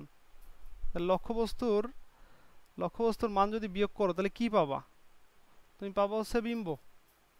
তাহলে এখন বলো, 8 থেকে তুমি এই অবস্থান বাদ দিচ্ছ, কত নম্বর, এটা হচ্ছে 3 নম্বর অবস্থানে আছে। তাহলে 3 যদি বাদ দিয়ে দাও তাহলে থাকে কত, 5। তো আমি 1 বলেছিলাম, এইটা এই যে এর মাঝে যদি থাকে 1, এইটা এখানে যদি থাকে 2, এটা যদি হয় তাহলে 3, এটা যদি হয় 4, আর এখান থেকে এইটুকু যদি হয় তাহলে 5, এরপরে যদি হয় তাহলে 6, তাহলে এই যে 5 নম্বর অবস্থানে। বুঝতে পেরেছো? তাহলে এই ঘটনার সময় আমরা এই বিষয়টা করতে পারবো, ঠিক আছে? তাহলে এইখানে আমাদের তৈরি হবে, তো এই জিনিসটা কি, এটা হচ্ছে আমাদের প্রধান বক্রতার কেন্দ্র আর এটা হচ্ছে আমাদের অসীম। তাহলে বক্রতার কেন্দ্র এবং অসীমের মাঝে আসলে এই চিত্রটা তৈরি হবে, তো সেটাই এখানে আমাদের বলা হয়েছে। জি ভাইয়া বুঝতে পারছি। আচ্ছা, কে যেন বললা আলোর কণা ধর্মী, তাই তো? জি ভাইয়া। আচ্ছা, সাধারণত আলোর ক্ষেত্রে আমরা সাধারণত বলে থাকি এরকম যে তোমার এই যে আলোর যে ধর্ম, এই ধর্ম নিয়ে কিন্তু বিজ্ঞান মহলে মনে করো যে একটু ঝামেলা সৃষ্টি হয়। কি ঝামেলা? ঝামেলা হচ্ছে কেউ মনে করো বলে কণা, কেউ বলে হচ্ছে তরঙ্গ, এরকম ধরনের একটা ঘটনা বলেন। এইখান থেকে মনে করো যে আলো এই বরাবর এইভাবে করে আসতেছে। তো এখন ঘটনা হচ্ছে কেউ বলে এটা এরকম তরঙ্গ আকারে আসতেছে, কেউ বলে এটা এরকম আসতেছে, অর্থাৎ এরকম কণা কণা আকারে আসতেছে, ওকে। তো এইটা নিয়ে বিজ্ঞান মহলে মনে করো যে বিভিন্ন ধরনের ঝামেলা, এই ঝামেলাটা হচ্ছে বিভিন্ন বিজ্ঞানীদের মধ্যেই ছিল। তখন লাস্ট বিজ্ঞানী হচ্ছে আইনস্টাইন এসে বলল যে আসলে বিষয়টা হচ্ছে দুইটাই আসলে কারেক্ট, তরঙ্গ ধর্মও কারেক্ট আবার কণা ধর্মও কারেক্ট। অর্থাৎ এই যে যে কণা, তরঙ্গের যে কণা, এই কণার তখন আসলে তিনি নাম দিলেন, এই কণার নাম দিলেন হচ্ছে ফোটন।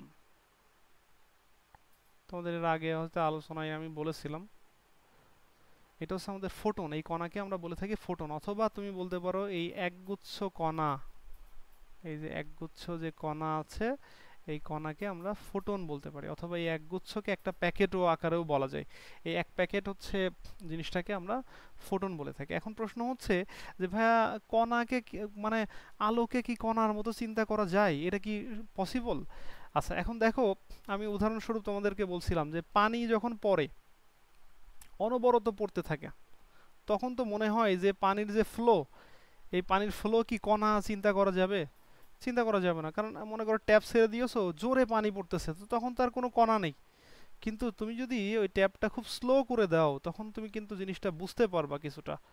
এই যে এরকম ফোঁটায় ফোঁটায় পানি পড়তে থাকবে, তখন তোমার কাছে মনে হবে কি এটা আগে একবারে অনবরত ফ্লো আকারে ছিল, ওইটা ওইরকম দেখতে মনে হচ্ছিল, কিন্তু এটাই যখন স্পিডটা কমে যাবে তখন কিন্তু এটা ফোঁটায় ফোঁটায় ফোঁটায় ফোঁটায় ফোঁটায় ফোঁটায় পড়বে। তো এই সেম ঘটনা আলোর ক্ষেত্রে চিন্তা করা যায়।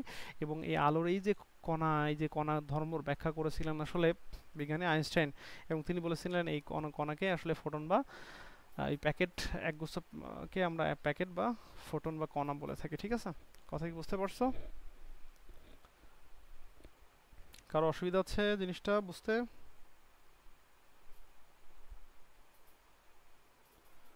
অসুবিধা আছে কারো? না ভাইয়া, বুঝতে পেরেছি।